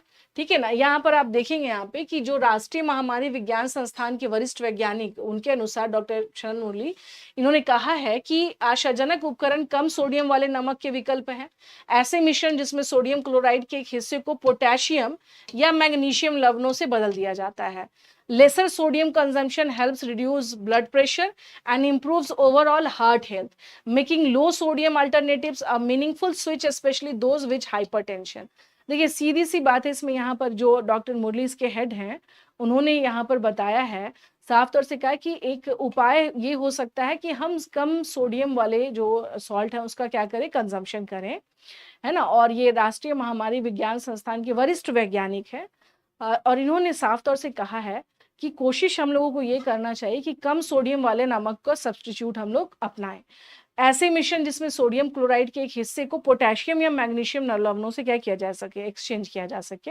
इन्होंने ये भी कहा कि सोडियम का अगर हम कम सेवन करते हैं तो जो हाई ब्लड प्रेशर है और हार्ट का जो प्रॉब्लम आ रहा है, ये क्या हो जाएंगे, कम हो जाएंगे, खास तौर से उनके लिए, those people who are suffering from high blood pressure और हाइपरटेंशन। इसमें यह भी कहा गया कि भाई जो है lower blood pressure by 7/4 mmHg average small change with a big impact. मतलब साफ तौर से है कि कम सोडियम वाले नमक पर स्विच करने से रक्तचाप औसतन जो है आपका यहाँ तक हो सकता है, जो कि एक छोटा सा बदलाव है, लेकिन इसका इम्पैक्ट बहुत बड़ा रहेगा। अधिक नमक के सेवन की समस्या से निपटने के लिए NIE ने भारतीय चिकित्सा अनुसंधान परिषद के सहयोग से पंजाब और तेलंगाना में 3 वर्षीय हस्तक्षेप परियोजना जो है शुरू की है कि भाई हम जितना से जितना क्या हो सके हम लो सॉल्ट कंजम्पशन करें। और इसके लिए अलग अलग आप क्या देख रहे हैं यहाँ पर, ऑलरेडी इसमें क्या किया जा रहा है कि भाई ऑलरेडी जो है पंजाब और तेलंगाना जैसे क्षेत्रों में यहाँ पर क्या किया गया है, इनिशिएटिव्स लिए गए हैं। To tackle the issue of high salt consumption, the NIE has launched a 3-year intervention project in Punjab and Telangana, supported by the Indian Council of Medical Research, ताकि जो कंजम्पशन हाई है नमक का, हम उसको क्या कर सके, कम कर सके। तो बेसिकली देखिए बच्चों, यहाँ तक आप देख सकते हैं। अगर हम लोग बात करें तो हम लोग क्या देख रहे हैं यहाँ पर, तो यू कैन सी, आप देख सकते हैं यहाँ पर कि हमें क्या करना होगा, ये जो मूक महामारी है उससे बचने के लिए first of all low salt consumption की ओर बढ़ना है, और खास तौर से उसमें हमें ये भी करना है यहाँ पर कि जो है ज़्यादा से ज़्यादा हमें क्या करना है यहाँ पर, इसे कम करना है, यानी हमें उसके सब्स्टिट्यूट की तरफ क्या करना है, आगे बढ़ना है। ये हम लोगों का क्या होना चाहिए, this should be our target. प्रधानमंत्री कौशल विकास योजना क्या है ये, और ये क्यों चर्चा में रहा है, आइए देखते हैं इसके बारे में। So first come on the occasion of World Youth Skills Day, Minister of State, Ministry of Skill Development and Entrepreneurship, Minister of State, Ministry of Education, Shri Jayant Chaudhary launched the week-long celebration of 10-year milestone of the Skill India Mission. विश्व युवा कौशल दिवस के अवसर पर कौशल विकास एवं उद्यमिता मंत्रालय में राज्य मंत्री स्वतंत्र प्रभार और शिक्षा मंत्रालय में राज्य मंत्री श्री जयंत चौधरी जी ने कौशल भारत मिशन के 10 वर्ष पूरे होने के उपलक्ष्य में सप्ताह भर चलने वाले समारोह का शुभारंभ किया है। तो देखिए, आपको जो सबसे पहले यहाँ पर जो बात समझनी है वो ये है, हाँ जी, जो सबसे पहले आपको जो बात समझनी है बच्चों वो ये है कि कौशल विकास जो मिशन योजना आप देख रहे हैं, इस योजना को कितने वर्ष हो चुके हैं, 10 वर्ष हो चुके हैं। हाँ, और इसीलिए इसका क्या किया जा रहा है, इसे सेलिब्रेट किया जा रहा है, बिकॉज कौशल जो है विश्व युवा कौशल दिवस के अवसर पर इसे जो है घोषणा की गई कि भाई 10 वर्ष पूरे हो चुके हैं कौशल भारत मिशन के संदर्भ में, और इसी वजह से एक हफ्ते तक चलने वाला क्या है प्रोग्राम, इसमें क्या किया गया है, शुरू किया गया है। आइए इसके बाद देखते हैं कि और क्या महत्वपूर्ण बातें रही। Describing the journey as a कौशल का दक्षक, the minister reflected on the transformative impact of the mission and outline the government's road map for the future of skilling in India. ठीक है, इस यात्रा के दौरान कौशल का दशक बताते हुए मंत्री महोदय जी ने मिशन के परिवर्तनकारी प्रभाव पर विचार किया और भारत में कौशल विकास के भविष्य के लिए सरकार को रोड मैप प्रस्तुत किया। यहाँ पे विश्व over the decade through concerted efforts across skilling apprenticeship and entrepreneurship, global mobility and traditional trades, MSDE has empowered more than जो है crores of Indians to build a brighter future for themselves and for their country। यानी पिछले एक दशक में अगर हम लोग बात करें यहाँ पर बच्चों, तो हम लोग क्या देख सकते हैं यहाँ पर, तो पिछले एक दशक में कौशल विकास जो है, इसमें उद्यमिता है ना, वैश्विक गतिशीलता, ठीक है ना, और इन सब के माध्यम से जो एक तरह से जो समन्वित प्रयास है, इसके माध्यम से कौशल विकास और उद्यमिता मंत्रालय ने करोड़ों से भी अधिक भारतीयों को अपने और अपने देश के लिए एक जो है उज्जवल भविष्य बनाने के लिए उनको क्या किया है, सशक्त किया है, उनको एम्पावर्ड किया है। ये ध्यान रखिएगा। इसीलिए दैट्स वाई जो है हम लोग इसको क्या कह रहे हैं, इसे हम लोग कह रहे हैं कौशल का दशक। ठीक है ना, कौशल का दशक मीन्स की now this is the era of the skill, है ना। हम लोग अब क्या है, अब ज्यादा फोकस्ड हम लोग किस पर है कि now we are much more focused on the skill India mission. ठीक है, तो स्किल इंडिया मिशन में मेनली हम लोग क्या देख रहे हैं कि भारत के युवाओं को देश और विदेश दोनों जगह परिवर्तन की एक शक्ति के रूप में ये क्या हुए, चेंज हुए हैं। इसके अलावा यहाँ पर अगर देखा जाए कि भारतीय कामगार जो है वो दुनिया भर में अपनी कड़ी मेहनत और अनुशासन के लिए जाने जाते हैं, और कहीं ना कहीं से कौशल विकास मिशन जो है इसने बहुत बड़ा रोल प्ले किया हमें क्या करने में, स्किल्ड करने में। ठीक है ना, जैसे इसमें कुछ महत्वपूर्ण बातें आप देखेंगे यहाँ पे कि लाइक जो है पूरे वर्ल्ड में हमने क्या किया है कि रिमार्केबल जो है यहाँ पर हमारी जर्नी रही इस संदर्भ में। इसमें यह भी क्या गया कि जो कौशल विकास जो पहले विभिन्न मंत्रालय में बिखरा हुआ था, एकीकृत समन्वित प्रयास के तहत एकीकृत इसको यूनिफाइड किया गया है, जिसमें कि सभी सरकारी विभाग, निजी क्षेत्र और नागरिक समाज को एक साथ लाया गया है। ठीक है ना, इसमें गुणवत्ता सुनिश्चित करने के लिए समग्र सरकार और समाज का दृष्टिकोण भी क्या है इसमें अपनाया गया है। तो देखिए स्किल्ड इंडिया जो मिशन यहाँ पर अगर देखा जाए तो इसके तहत हम लोग क्या देख रहे हैं कि बड़ी संख्या में भारत में जो युवा हैं, यूथ्स हैं, उन सबको क्या किया गया, उन सबको ट्रेंड किया गया, उन सबको स्किल्ड किया गया, ताकि वो रोजगार क्या कर सके, अपने लिए रोजगार ढूंढ सके, अपने लिए रोजगार को क्या कर सके, जनरेट कर सके। सो दीज ऑल थिंग्स अब देखेंगे यहाँ पर जैसे इसमें ये बातें इन्होंने ये भी कही कि also spoke about the 60,000 crore ITI revamp scheme approved by the cabinet which will include 10,000 crore from CSR contribution. है ना। इसमें ये भी कहा गया है कि लगभग जो है केंद्र सरकार के द्वारा स्वीकृत 60,000 करोड़ की आईटीआर पुनरुद्धार योजना के बारे में बात की गई, जिसमें कि इनका सीएसआर योगदान जो है 10,000 करोड़ शामिल होगा। इन्होंने ये भी कहा कि इसमें जो फंडिंग है वो हम लोग बढ़ाएंगे और इस फंडिंग से हम लोग जो है पाठ्यक्रम, प्रमाणन और प्रशिक्षण जो है उसको और ज्यादा बेहतर करेंगे। सो बेसिकली जो है यहाँ पर करिकुलम बढ़ाया जाएगा, सर्टिफिकेशंस बढ़ाए जाएंगे, ट्रेनिंग स्टैंडर्ड्स जो है वो भी क्या होगा, उसको भी क्या करना है, यहाँ पर चेंज किया जाएगा या उसमें हम लोग चेंज करने की कोशिश की जा रही है। इसके अलावा कुछ और बातें यहाँ पर बताई गई कि 26 मई 2025 को आयोजित केंद्रीय सुशिक्षा या शिक्षुता परिषद की 38वीं बैठक का भी इसमें जिक्र किया गया। ये भी कहा गया कि इसमें राष्ट्रीय शिक्षुता संवर्धन योजना के कार्यान्वयन को और ज्यादा मजबूत करना प्रमुख सुधारों का प्रस्ताव इसमें दिया गया है। तो इसमें यह भी कहा गया है कि सेंट्रल अप्रेंटिसशिप काउंसिल जो है, जो कि 26 मई 2025 को इसका आयोजन हुआ था। So basically this is also a key reforms where proposed to further strengthen and simplify the implementation of the national apprenticeship promotion scheme. तो इसके माध्यम से हम क्या देख रहे हैं कि यानी स्किल प्रोग्राम में आप देखेंगे कि इसमें भी क्या हो रहा है, यहाँ पर और चीजें जो हैं वो डेवलप होंगी और चीजें डेवलप करने की बात यहाँ पर कही जा रही है ना।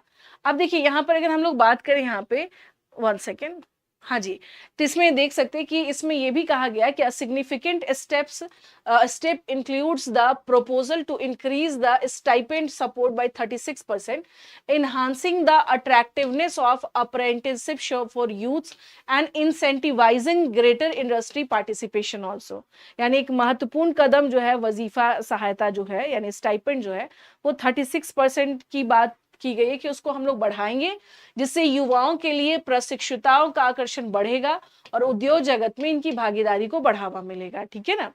In a focused effort to improve apprenticeship engagement in the northeastern region, the ministry has also launched a special pilot scheme providing additional 1,500 per month to NER domiciled candidates undergoing apprenticeship training within or outside region। यानी खास तौर से आप क्या देखेंगे यहाँ पर इसके संदर्भ में अगर हम लोग बात करें तो जो नॉर्थ ईस्ट रीजन है उन बच्चों के लिए जो है प्रशिक्षुता में सुधार लाने के लिए प्रयास ये किया जा रहा है कि मंत्रालय ने एक विशेष पायलट योजना भी शुरू की है और इसके तहत जो है खास तौर पर पूर्वोत्तर क्षेत्र के जो मूल निवासी हैं उनको प्रति माह अतिरिक्त 1,500 रुपए का क्या मिलेगा, प्रदान किया जाएगा, ताकि वो उससे क्या हो सके, उनको थोड़ी जो है वो अपने इस प्रोग्राम को और बेहतर कर सके, है ना। तो ये ध्यान रखिएगा कि इसमें फोकस ये भी किया जा रहा है, एफर्ट्स ये भी लगाया जा रहा है कि जो अप्रेंटिसशिप एंगेजमेंट है इसमें नॉर्थ ईस्टर्न रीजन जो है वहाँ के जो भी यूथ्स हैं, युवा हैं, उनको हम ज़्यादा से ज़्यादा क्या करें, इंक्लूड करें और इनके लिए स्पेशल पायलट स्कीम जो है वो चलाया जा रहा है, स्पेशली जो कि नॉर्थ ईस्ट रीजन के डोमिसाइल्ड हैं उनके लिए, और ताकि जो है और उनको इससे क्या हो सके, जो है बेहतर हो सके। India's youths are greater strength, है ना। भारत की युवा आबादी तो वैसे भी हमारी क्या सबसे बड़ी ताकत है, और as we march towards the goal for the Viksit Bharat 2047 is either skill, spirit and innovation that will shape our collective destiny. He said, extending his congratulation to every learner, trainer and stakeholder who has been part of this journey। यानी कि जो भारत के जो युवा हैं आप देखेंगे वो क्या है, वही हमारी सबसे बड़ी क्या है, ताकत है। और खास तौर से चूंकि we are focusing more on the Viksit Bharat programme 2047, तो इनका कौशल, उत्साह और नवाचार ही हमारे सामूहिक जो कह सकते हैं ना कि आने वाला जो समय है या भविष्य है वो तय करेगा। तो इसीलिए यहाँ पर इनको ज्यादा से ज्यादा क्या किया जाए, ट्रेन किया जा रहा है। तो जितने भी शिक्षक हैं इसमें जितने भी ट्रेनर हैं, जो भी इसमें स्टूडेंट्स हैं, जो भी स्टेक होल्डर्स हैं, वो सब क्या है, बधाई के पात्र हैं कि वो सब इसके पार्ट बने और उसको इन्होंने क्या किया, एम्पावर्ड करने की कोशिश की। तो हमारा स्किल इंडिया मिशन अगर सक्सेसफुल है तो इसके पीछे का कारण क्या है, इसमें पार्टिसिपेट करने वाले यूथ्स, इसमें पार्टिसिपेट करने वाले जो यूथ हैं, जो स्टूडेंट्स हैं, उन सब के सहयोग जो है बहुत ज्यादा महत्वपूर्ण हो जाता है। ठीक है ना। चलिए अब आते हैं यहाँ पर हम लोग बच्चों अपने अगले न्यूज पे। So now let's come to the next news, GM maize field trials. अब ये क्या है, जीएम मेज फील्ड ट्रायल्स के बारे में आइए देखते हैं ये चर्चा में क्यों है। ठीक है ना। तो पंजाब कृषि विश्वविद्यालय, यहाँ देखिएगा university is facing backlash over its GM maize field trials with environmental groups urging withdrawal of the NOC. Punjab कृषि विश्वविद्यालय को जो GM मक्का इन्होंने परीक्षण किया है, इसको लेकर के काफी आलोचना झेलनी पड़ी है। कारण ये है कि जो एनवायरमेंटल ग्रुप्स हैं उनका कहना है कि ये जो है इनको एनओसी वापस लेने का आग्रह किया है क्योंकि ये एनवायरमेंट के लिए अच्छा नहीं है। जैसे आज से कई साल पहले मान के चलिए 2010 की बात है, उस टाइम पे भी बीटी कॉटन जो है वो बहुत ज्यादा चर्चा में था, बहुत बैकलैश उस पर भी हुआ क्योंकि वो ना तो खेत के लिए अच्छा है, ना पर्यावरण के लिए अच्छा है और ह्यूमन हेल्थ के लिए भी अच्छा नहीं है। तो आइए देखते हैं यहाँ पर कि ये जो जीएम मेज है ना, मेज फील्ड ट्रायल्स है, ये क्या है ना, ये क्यों चर्चा में है ये भी देखेंगे यहाँ पर। जेनेटिकली मॉडिफाइड, देखिए सीधी सी बात है कि मॉडिफाइड मेज with the herbicide tolerance and insect resistance developed by the Bayer. This maize variant is under biosafety trial phase 1 and 2. यानी आनुवांशिक रूप से इसको क्या किया गया है, यहाँ पर आप देखेंगे संशोधित है। जीएम का मतलब ही हो जाता है कि आनुवांशिक रूप से हमने उसको क्या किया है, मॉडिफाइड किया है। जो नेचुरल आप देख रहे हो नहीं है, दिस इज बेसिकली मॉडिफाइड। तो आनुवांशिक रूप से ये क्या है, संशोधित है बच्चों। मक्का जो है शाकनाशी सहनशीलता और कीट प्रतिरोधकता के साथ है। बायर द्वारा इसको डेवलप किया गया था। ये मक्का किस्म जैव सुरक्षा परीक्षण चरण BRL1 और BRL2 में है, ठीक है ना। तो अभी जैसा कि मैंने आपसे ये बताया यहाँ पे कि डेवलप्ड किया गया बेयर के थ्रू, और इसमें क्या ऑब्जेक्टिव्स है, इस ट्रायल्स का ऑब्जेक्टिव मेनली क्या है। हाँ जी, तो आइए इसमें हम लोग देखते हैं कि what is the major objectives. यहाँ देखेंगे assess agronomic performance and environmental biosafety of GM maize under control research condition, यानी नियंत्रित अनुसंधान स्थितियों के अंतर्गत GM मक्का के कृषि संबंधी प्रदर्शन और पर्यावरणीय जैव सुरक्षा का आकलन करना। Provide evidence based inputs to policy maker without pushing the commercial release, यानी वाणिज्यिक रिलीज पर दबाव डाले बिना नीति निर्माताओं को साक्ष्य आधारित जो है इनपुट प्रदान करना। तो अभी तो देखिए ये ट्रायल्स चला है ना, ये बेसिकली हम लोग क्या देख रहे हैं यहाँ पर, क्योंकि नॉन कमर्शियल और कन्फाइंड फील्ड ट्रायल्स अंदर स्ट्रिक्ट रेगुलेशन है। BT+HT जो है traits integrated improve pest and weed resistance, ठीक है ना, इससे कीट और खरपतवार प्रतिरोधक क्षमता में सुधार के लिए इसमें BT भी है और HT गुण को यूनिफाइड किया गया है, ठीक है। राज्य स्तर पर एक बहुसंस्थागत विशेषज्ञ पैनल द्वारा समीक्षा और अनुमोदन इसको क्या हो चुका है, प्राप्त हुआ है। लेकिन मैंने आपसे क्या कहा यहाँ पे कि जो सबसे बड़ी समस्या ये है कि हेल्थ पर्सपेक्टिव से इसकी क्या परिस्थितियां रहने वाली, ये सारी चीजें हैं। फसल जैव प्रौद्योगिकी नवाचारों के वैज्ञानिक मूल्यांकन का समर्थन करता है, क्योंकि न्यू जो है यहाँ पर support scientific evolution of crop biotechnology innovations, ठीक है। Balance environmental concern with agricultural productivity needs, कृषि उत्पादकता आवश्यकताओं के साथ पर्यावरणीय चिंताओं को संतुलित करना, ठीक है। कुछ महत्व आपको ध्यान रखना है। Encourages independent university research maintaining transparency, पारदर्शिता बनाए रखते हुए स्वतंत्र विश्वविद्यालय अनुसंधान को प्रोत्साहित करना।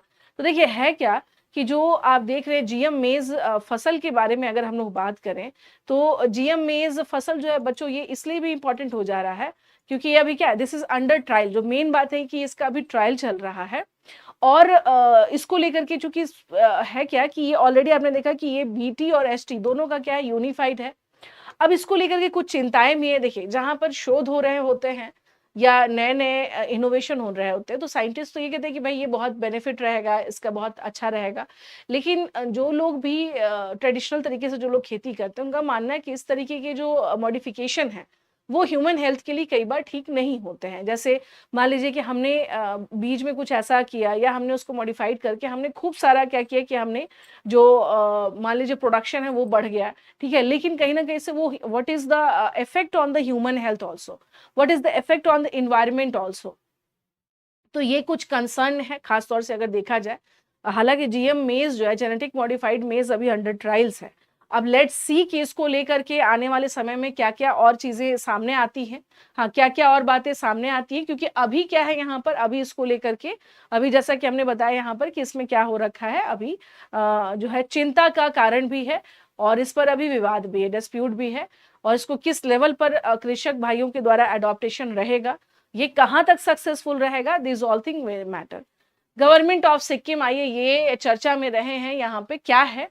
India's first digital nomad village was officially inaugurated today at Yakten village by Mrs Pamin Lepcha, MLA and advisor for women, child, senior citizen and Divyangjan welfare department.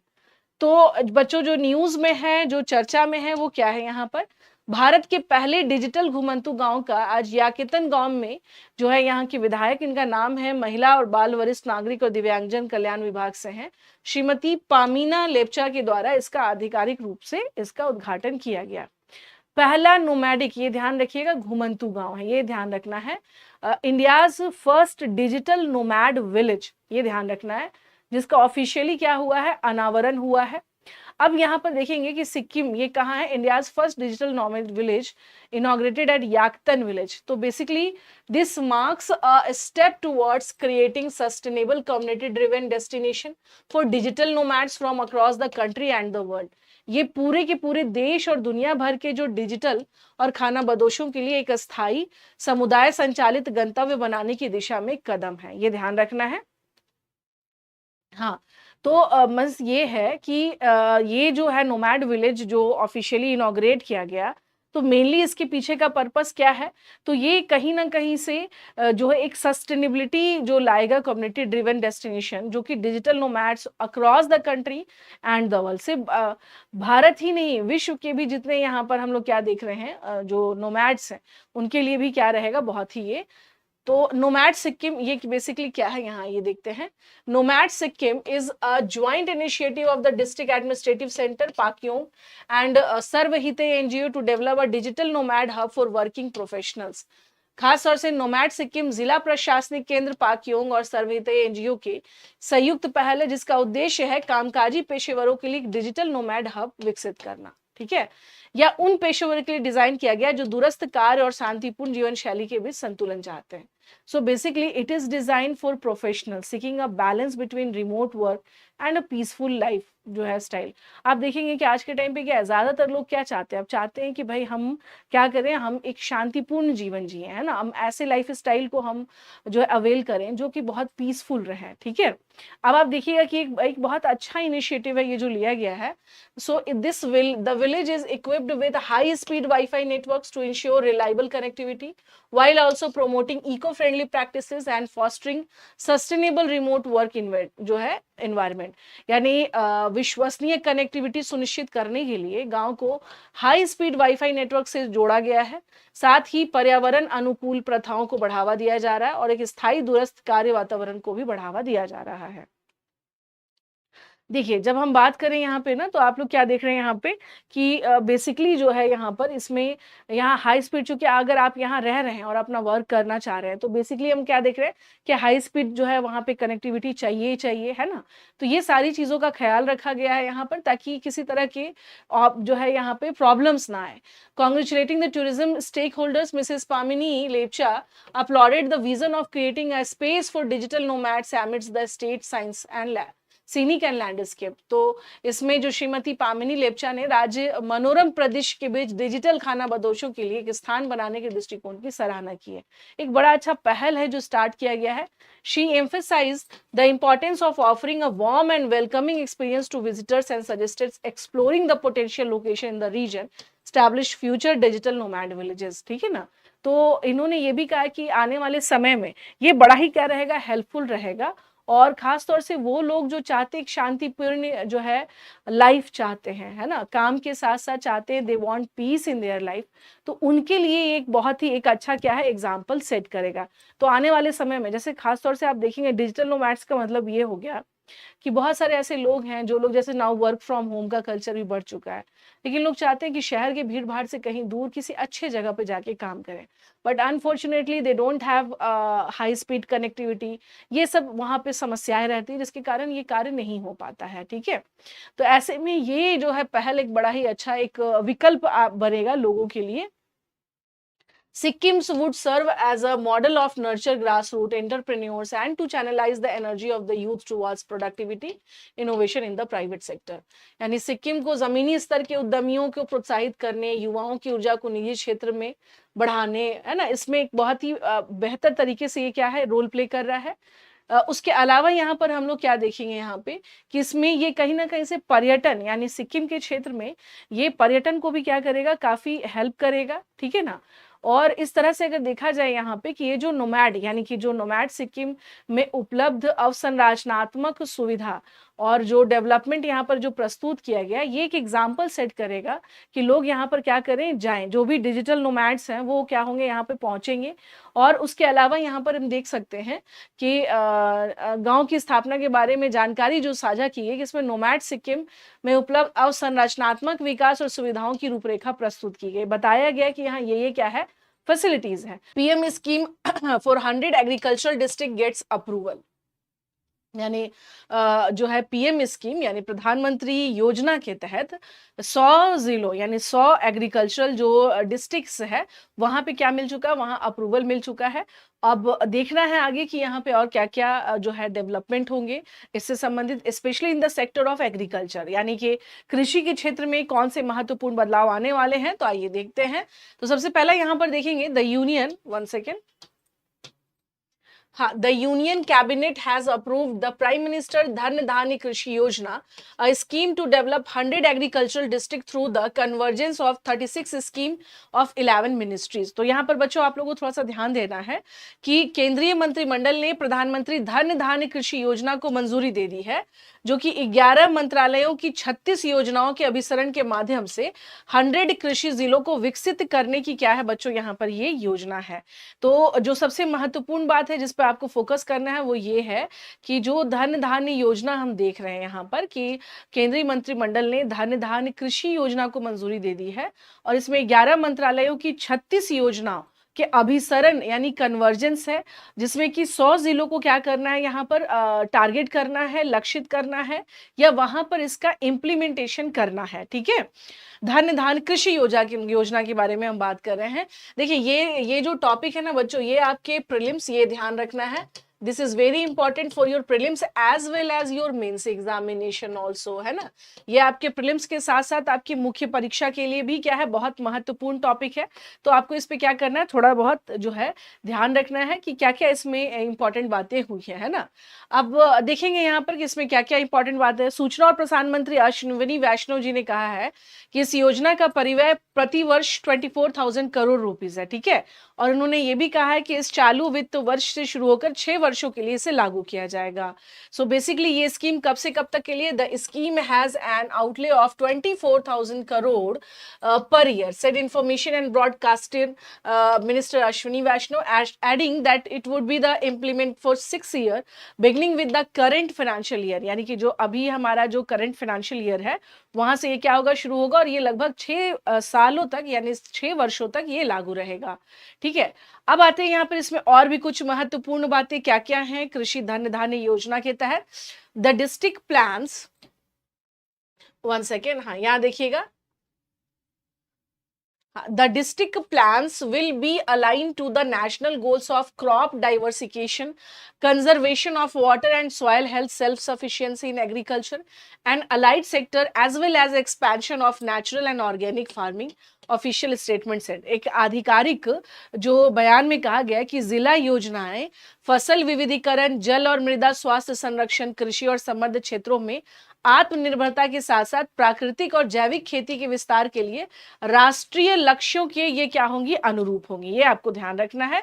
It means कि इसके बारे में जो आपके लिए महत्वपूर्ण बात ये है, तो हम लोग क्या देख रहे हैं यहाँ पर, जो इंपॉर्टेंट थिंग है वो दैट इज कि ये जो है जिला योजना यानी डिस्ट्रिक्ट में जो भी प्लान्स चल रहे हैं, उसके अलावा क्रॉप डाइवर्सिफिकेशन हो गया, उसके अलावा क्रॉप और जो है वाटर को लेकर के जो है सॉइल हेल्थ है ना, उसके अलावा जो अलाइड जो प्रोग्राम्स है which is allied with the agriculture, तो उसके अनुरूप इसको क्या किया गया है, बनाया गया है और डेवलप किया गया है इस प्रोग्राम को, ताकि हम लोग इसमें क्या कर सके, बेहतर परफॉर्म कर सके।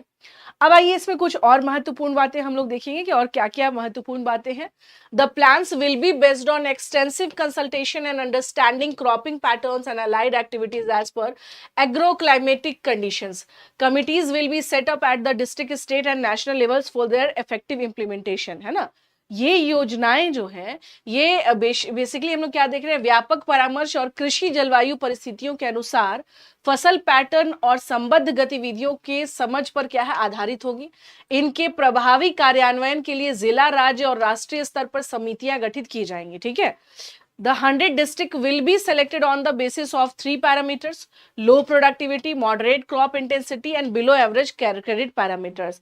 At least one district from each state will be selected. देखिए, आपके माइंड में एक प्रश्न चल रहा होगा कि जो यहाँ पे बात की जा रही है कि भाई हम 100 जिलों का चयन करेंगे, तो आखिरकार what is the parameters of these 100 district. तो देखिए, इन 100 जिलों का चयन 3 मापदंडों पे आधारित किया जाएगा। जैसे कि इसमें सबसे पहले हम क्या देखेंगे, जहां पे लो प्रोडक्टिविटी हो, कम उत्पादन हो यहाँ पर। दूसरा यहाँ पर है मध्यम फसल सघनता और औसत से कम ऋण मानदंडों के आधार पर इसको किया जाएगा। प्रत्येक राज्य में कम से कम एक जिले का चयन तो किया ही जाएगा। तो मतलब ये हुआ कि जहां पर हम लोग क्या देख रहे हैं, यानी ऐसे एरियाज में, ऐसे क्षेत्र में जहां पर जो पैरामीटर्स है, तो इसके 3 पैरामीटर्स है बच्चों जो आपको ध्यान रखना है। The first thing is that is low productivity, दूसरा यहाँ पर मॉडरेट क्रॉप इंटेंसिटी है, और बिलो एवरेज क्रेडिट पैरामीटर्स जो हैं ये बहुत ज़्यादा हेल्प करेंगे स्पेशली इस योजना को लागू करने में। यानी अगर आप ये सोच रहे हैं कि इसको किसी भी एरियाज में, जैसे मान लीजिए कहीं पे क्रॉप का प्रोडक्शन अच्छा खासा है, ठीक है, और वहां पर हम कहेंगे कि वहां पे कृषि धन धान्य योजना लागू होगी, नहीं, वैसी जगह पर जहां पे जो डेटा जो है एज पर द डेटा कि वहां पर परफॉर्मेंस लो परफॉर्मेंस रहा हो, है ना, प्रोडक्शन के मामले में। उसके अलावा जो मॉडरेट क्रॉप इंटेंसिटी हो, यहाँ पर बिलो एवरेज क्रेडिट पैरामीटर्स हो, तो ये सब चीजें यहाँ पर क्या है देखी जाएंगी, ताकि यहाँ पर ये योजना क्या हो सके, लगाई जा सके या यहाँ पर लागू की जा सके। ठीक है, चलिए, so now this is all about the कृषि धन धान्य योजना। अब आते हैं हम लोग आज के नेक्स्ट न्यूज पर। ठीक है, इजराइल बॉम्बिंग सीरिया, ये न्यूज चर्चा में रहा, चूंकि आप सबको पता है कि अभी हाल फिलहाल में हम लोग क्या देख रहे थे कि इजराइल जो है और ईरान के बीच में कॉन्फ्लिक्ट चल रहा था, बट अचानक से यहाँ पर सीरिया पर बॉम्बिंग करना, ये क्या था भाई जो कि न्यूज में रहा, और ये क्यों हुआ, इसके बारे में आइए देखते हैं कि why Israel bombing on Syria. ठीक है ना, तो यहाँ देखेंगे, Israel launched multiple air strikes on Damascus and Suwaida, जो एक जगह है Suwaida in Syria, citing the protection of the Druze minority, ये ध्यान रखना है, triggering condemnation of from Syria over what is called as the flagrant assault on its sovereignty। Israel ने Syria पर क्या किया है, सीरिया में दमिश्क और सुवेदा पर कई हवाई हमले किए, ठीक है ना, जिसमें कि उसने ड्रूज अल्पसंख्यकों की सुरक्षा का हवाला दिया है, जिसकी सीरिया ने निंदा की है और इसे अपनी संप्रभुता पर घोर क्या बताया कि ये अटैक, मतलब बोला कि आपने जो किया है दिस इज नॉट राइट, और सीरिया ने ये अटैक करने का जो रीजन बताया कि ड्रूज जो माइनॉरिटी है उन पर जो है खतरा था, जिसके कारण उस इजराइल ने सीरिया पर अटैक किया। अब आइए इसको थोड़ा सा और हम लोग इन डेप्थ समझने की कोशिश करेंगे कि क्या है ये पूरा मामला और क्यों इजराइल ने सीरिया पर अटैक किया। ठीक है ना, तो आइए देखते हैं सबसे पहले यहाँ पर, हाँ आइए देखते हैं यहाँ पर सबसे पहले जगह को देख लीजिएगा कि कौन सी जगह पर जहाँ पे बात हो रही है। देखिए बच्चों, ये रहा सीरिया, और अभी हमने बताया कि सीरिया के कहा दमिश्कस, है ना, दमिश्कस जो है वहां पर अटैक हुआ, और यहाँ पे जो मेन जगह है सुवेदा, यहाँ आप देख सकते हैं सुवेदा। तो थोड़ा सा यहाँ पर इसको अगर आप इसका लोकेशन अगर देखना चाहें तो सुवेदा जो है this is near about Golan Heights also, है ना, और इजराइल ये रहा यहाँ पर। और कहीं ना कहीं से हम क्या देख रहे हैं कि ये जो है जियो पॉलिटिकल रूप से भी आप देखेंगे क्या कि इसका एक अपना इंपॉर्टेंस है। तो सुवेदा पे अटैक करना या दमिश्कस पे अटैक करना इजराइल के द्वारा, क्या यहाँ पर इसके पीछे किसी अन्य अंतर्निहितों को दर्शा रहा है। तो आइए देखते हैं कि अबाउट इजराइल बॉम्बिंग सीरिया के उसमें हम देखेंगे तो पूरा मामला क्या है भाई, तो ये देखेंगे यहाँ पर। हाँ, इजराइल ने ड्रूज बहुल क्षेत्र सुवेदा में हिंसक झड़पों के बीच दक्षिणी सीरिया और दमिश्कश सैन्य अभियान तेज कर दिया है। Israel has intensified military operation across southern Syria and Damascus amidst violent clashes in Suwayda, a Druze majority region. ये क्या है आपको, ड्रूज मेजोरिटी रीजन है यहाँ पर, जहाँ पे ज्यादातर ड्रूज अल्पसंख्यक जो है वो यहाँ पर रहते हैं। उसके अलावा यहाँ पे ये हमले ड्रूज मिलिशिया, सुन्नी बेडोइन और सीरियाई सुरक्षा बलों के बीच सांप्रदायिक झड़पों के बाद शुरू हुई थी। मींस ये जो स्ट्राइक हुए हैं तो ये ट्रिगर्ड हुए हैं कब, तो बेसिकली दिस स्ट्राइक के संदर्भ में अगर देखेंगे यहाँ पर, हाँ जी, इसके संदर्भ में अगर हम लोग देखेंगे तो the strike were triggered by the जो है सेक्टेरियन क्लैशेस बिटवीन ड्रूज जो है मिलिशियाज, सुन्नी बेदुइन्स और सीरियाई सिक्योरिटी फोर्सेस के बीच में। तो एक तरह से देखिए जैसे होता क्या है कि सभी देशों में अलग अलग मूल के लोग हैं या अलग अलग जो है वहां पे समुदाय के लोग रह रहे होते हैं। तो कई देशों में ऐसा होता है कि आपसी झड़प हो गया या आपसी क्या चल रहा है, विवाद चल रहा है, लेकिन ऐसे में किसी अन्य देश का उस मामले में आकर के कि भाई हम इनका सपोर्ट करते हैं, so that's why I am bombing on Syria, ये कहाँ तक सही है ये भी देखा जाएगा यहाँ पर, है ना। तो बेसिकली ये ड्रूज कौन है जिनके लिए इजराइल ने अटैक किया है, तो आइए देखिए इनके बारे में, ड्रूज के बारे में। हाँ जी, हु आर ड्रूज, ठीक है ना। The Druze are an Arabic speaking ethno religious group with roots in Shia Islam through their beliefs are unique and secretive, ठीक है ना। यानी इनके बारे में अगर देखा जाए तो ये ड्रूज जो है अरबी भाषा जातीय धार्मिक समूह है जिसकी जड़ें शिया इस्लाम में है, और हालांकि इनकी मान्यताएं बहुत ही अनोखी और बहुत ही पवित्र कह सकते हैं। पॉपुलेशन 1 मिलियन ग्लोबली, यानी विश्व स्तर पर ये 10 लाख है। लार्जेस्ट पॉपुलेशन कहाँ पर है बच्चों, सीरिया में है, लेबनान में है, इजराइल और गोलन हाइट्स। इसका मतलब है कि जो ड्रूज हैं उनके बारे में देखा जाए तो ये ऑलरेडी कहाँ पर है, ये इजराइल में भी है। सबसे ज्यादा आबादी इनकी कहाँ पर है, सीरिया में है, लगभग 50% के आसपास में। देन ये लेबनान में है, इजराइल में है और गोलन हाइट्स में। जैसा कि आप यहाँ पर मैप देख सकते हैं, इस मैप से आपको और भी थोड़ा सा क्या हो जाएगा और जानकारी मिल जाएगी यहाँ पे। तो अभी मैंने आपसे यहाँ पर बताया था कि ये ड्रूज जो है ये कहाँ कहाँ पर है, तो ड्रूज लेबनान में है, इजराइल में है, गोलन हाइट्स में है और सीरिया में है। और सबसे ज्यादा अप्रोक्सीमेटली 50% के आसपास में कहाँ पर है, तो ये रहते हैं यहाँ पर आपको सीरिया वाले क्षेत्र में है, ठीक है ना। तो चलिए अब आते हैं यहाँ पर, हम लोग देखेंगे इससे जुड़े हुए कुछ और महत्वपूर्ण बातें। हाँ जी, तो ये आपने देखा यहाँ पर कि पूरे विश्व में इनकी 10 लाख आबादी है। ड्रूज यानी causes behind the Israel bombing, ड्रूज Bedouin संघर्ष, यहाँ पे बिगन विद द किडनैपिंग, ये हुआ क्या था, ये जो कॉन्फ्लिक्ट यहाँ स्टार्ट हुआ था, तो began with the kidnappings and escalated into a full fledged battle involving Syrian forces. Druze Bedouin clashes हुआ था यहाँ पे, सैनिकों ने हस्तक्षेप किया और कथित तौर पर ड्रूज नागरिकों को निशाना बनाया, जिसके बाद इजरायली प्रतिक्रिया हुई। यानी यहाँ पे ड्रूज और बेदोइन के बीच में क्लैशेस हुआ, कॉन्फ्लिक्ट हुआ, जिसके बाद सीरियाई सेना ने क्या किया, हस्तक्षेप किया। लेकिन सीरियाई सेना ने हस्तक्षेप करके ड्रूज नागरिकों को क्या किया, टारगेट किया। तो यहाँ पर इस टारगेट के बीच में आ जाता है कौन, यहाँ पर इजराइल, और इजराइल ने इसको ध्यान में रखते हुए अटैक किया। अब देखिए यहाँ पर इसमें हम लोग देखेंगे कुछ और बातें यहाँ पे। इजरायली स्ट्रेटेजिक इंटरेस्ट क्या है इसमें, है ना, क्या क्यों मतलब कौन सा है रणनीतिक या फिर क्या कारण है जो इजराइल इसमें इंटरेस्ट ले रहा है। तो सबसे पहले क्या, prevent Islamist groups and pro Iran factions जो है from gaining ground in southern Syria, खास तौर से दक्षिणी सीरिया में इस्लामी समूहों और ईरान समर्थक गुटों के पैर जमाने से रोकना, कि इनको रोका जाए।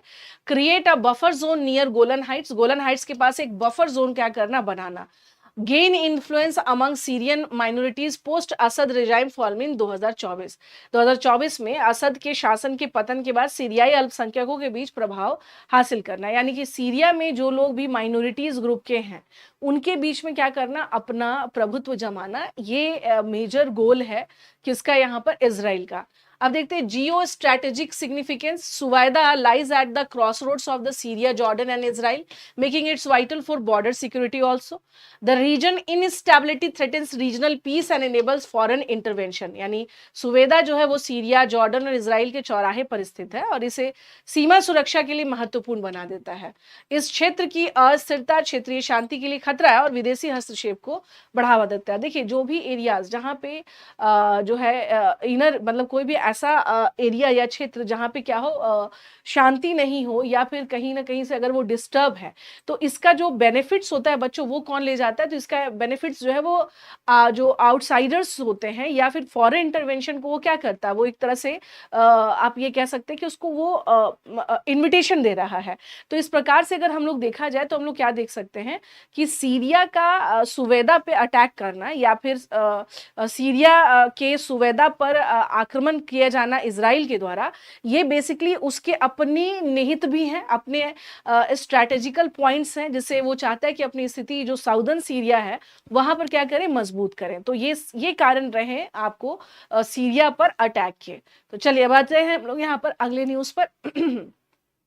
So now come to the next, that is Gujarat's bunny grasslands ready for translocation of cheetahs by year end। यानी गुजरात के बनी ग्रासलैंड्स जो हैं वो रेडी हैं ट्रांसलोकेशन के लिए। तो आइए देखते हैं यहाँ पर कि क्या है ये news. Earlier cheetahs have been relocated to Gandhi Sagar sanctuary of Madhya Pradesh from Kuno national park. इससे पहले चीतों का कूनो राष्ट्रीय उद्यान से मध्य प्रदेश के गांधी सागर अभ्यारण्य में स्थानांतरित किया गया था। ये आप देखेंगे यहाँ पे कि ट्रांसलोकेशन होता रहा है, ठीक है ना। Other potential site listed on the action plan for the cheetah introduction, Guru Ghasidas, यहाँ देखेंगे Guru Ghasidas national park in Chhattisgarh, Dubri wildlife sanctuary, Sanjay national park Bagdora wildlife sanctuary, Veerangana Durgavati tiger reserve in MB, desert national park है आपको, Shahgarh grassland in Rajasthan and Kaimur wildlife sanctuary in UP. तो आप देख सकते हैं यहाँ पे कि अगर हम लोग बात करें तो ऑलरेडी क्या है, कुछ प्लान है जहां पर चीता को लाने के लिए अलग जगह ट्रांसलोकेशन के प्लान बनाए जा रहे हैं। जैसे कि गुरु घासीदास आप देख सकते हैं यहाँ पे नेशनल पार्क है छत्तीसगढ़, ठीक है। उसके अलावा डुबरी वाइल्ड लाइफ सेंचुरी है, संजय नेशनल पार्क है। तो चीता को लाने जाने की कार्य योजना में जो अन्य सूचीबद्ध संभावित स्थल है वो जहां से ट्रांसलोकेशन हो सकता है, तो वो आप यहाँ पर देख सकते हैं। इसके अलावा यहाँ पर कुछ और महत्वपूर्ण बातें, जैसे अबाउट बनी ग्रासलैंड के बारे में हम देखेंगे यहाँ पर। तो located in Kutch district of Gujarat, this is a unique salt tolerant grassland ecosystem. Gujarat के कच्छ जिले में स्थित एक अद्वितीय नमक जो है, यानी कि यूनिक सॉल्ट टॉलरेंट जो है, ये मैदान पारिस्थितिकी तंत्र है।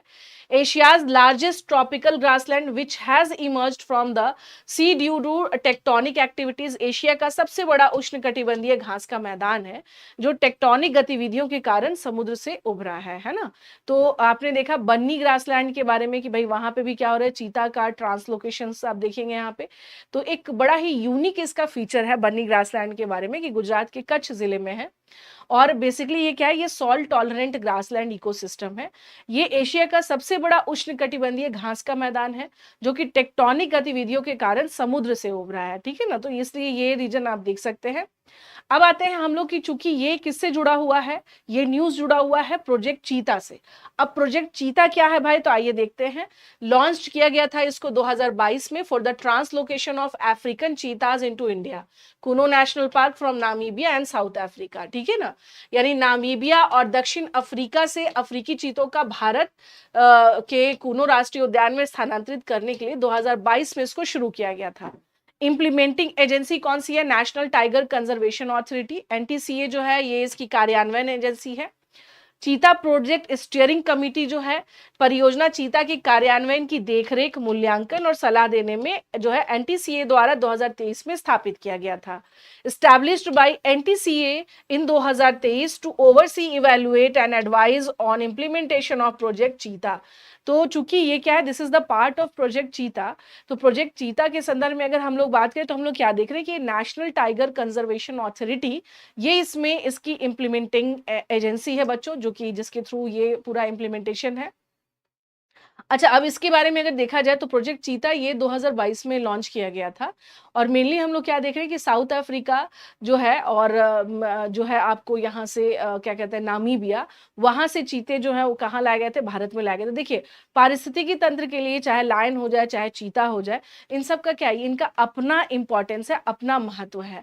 तो जो भी प्रोजेक्ट बेसिकली चलाए जा रहे हैं ना, इन प्रोजेक्ट से क्या होगा, तो इससे होगा क्या, इससे ये होगा कि आपका इकोसिस्टम का जो हमारा जो बैलेंस है वो क्या होगा, मेंटेन होगा ना। सो बेसिकली ये मेंटेन करेगा हमारे इकोसिस्टम को। क्योंकि आप जब पढ़ते हैं ना, जब यहाँ देखेंगे, यहाँ सबसे पहले एक बार इसको देखिएगा तो और आपको थोड़ा समझ में आएगा। जैसे कि अगर हम लोग बात करेंगे तो आप क्या देखते हैं, आप देखते हैं यहाँ पे कि एक पिरामिड जो उसको कहा जाए इकोसिस्टम, इकोसिस्टम का क्या है, ये आपको पिरामिड है, ठीक है ना। अब इसमें क्या होते हैं, यहाँ पर अलग अलग इसमें क्या होता है, चेन होता है, जिससे कि हमारा का पूरा पारिस्थितिकी तंत्र क्या हो रहा होता है, चल रहा होता है। ठीक है ना, ये क्या होता है, हमारा पारिस्थितिकी तंत्र जो है ये काम कर रहा होता है। अब इस पारिस्थितिकी तंत्र के संदर्भ में अगर देखा जाए तो इसमें आप देखेंगे क्या है, जैसे इसमें लायन हो गया, ठीक है ना, इसमें आपको चीता हो गया, ठीक है, उसके अलावा डियर हो गया, ये सब का क्या अपना इंपॉर्टेंस है। सो दैट्स वाई हम लोग क्या देख रहे हैं यहाँ पर, तो इसमें कहा जाता है कि हमारे इकोसिस्टम का जो चेन है, हाँ चेन है, उसको मेंटेन करने के लिए जरूरी क्या है कि हमें इस पिरामिड को मेंटेन करना, we have to maintain this pyramid, to maintain this pyramid, ठीक है ना। अब इसको मेंटेन करने के लिए हमें जो जो इको या इन्वायरमेंट सिस्टम को जो मेंटेन करके रखेंगे, हमें उन जो भी पशु पक्षी हैं उनकी रिक्वायरमेंट रहेगी। जैसे आप देखते हैं कि ईगल की संख्या कम होने लगी, तो एक चिंता का विषय हो गया, है ना। गिद्धों की संख्या कम होने पे सो नाउ कि भाई इससे हमारा कहीं ना कहीं से इन्वायरमेंट पे इम्पैक्ट पड़ेगा। तो इसीलिए इस चीज को आपको ध्यान रखना है कि ये क्या है, these all things are very important in context of कि हमारा इकोसिस्टम जो है वो क्या होगा, यहाँ पर मेंटेन होकर के रहेगा। तो प्रोजेक्ट चीता जो है बच्चों बेसिकली इसी संदर्भ में हम लोग देख सकते हैं, जिससे कि हमारे पर्यावरण और पारिस्थितिकी तंत्र जो है वो क्या रहेगा, हमारा मेंटेन रहेगा। और पर्यावरण पारिस्थितिकी तंत्र के को मेंटेन करने के लिए इस ये जो फूड चेन है इसको पूरा पूरा जो है बैलेंस करने के लिए जरूरी है कि इसमें शेर भी रहे, बाघ भी रहे, चीता भी रहे, खरगोश रहे, आपको क्या कहते हैं हिरन रहे, इन सब की आवश्यकता है ना। तो इसीलिए प्रोजेक्ट चीता जो है ये बहुत महत्वपूर्ण हो जाता है। So that's all from my side, आज के लिए इतना ही प्यारे बच्चों, मिलते हैं हम लोग अपने अगली क्लास में। Thank you so much to all of you, धन्यवाद।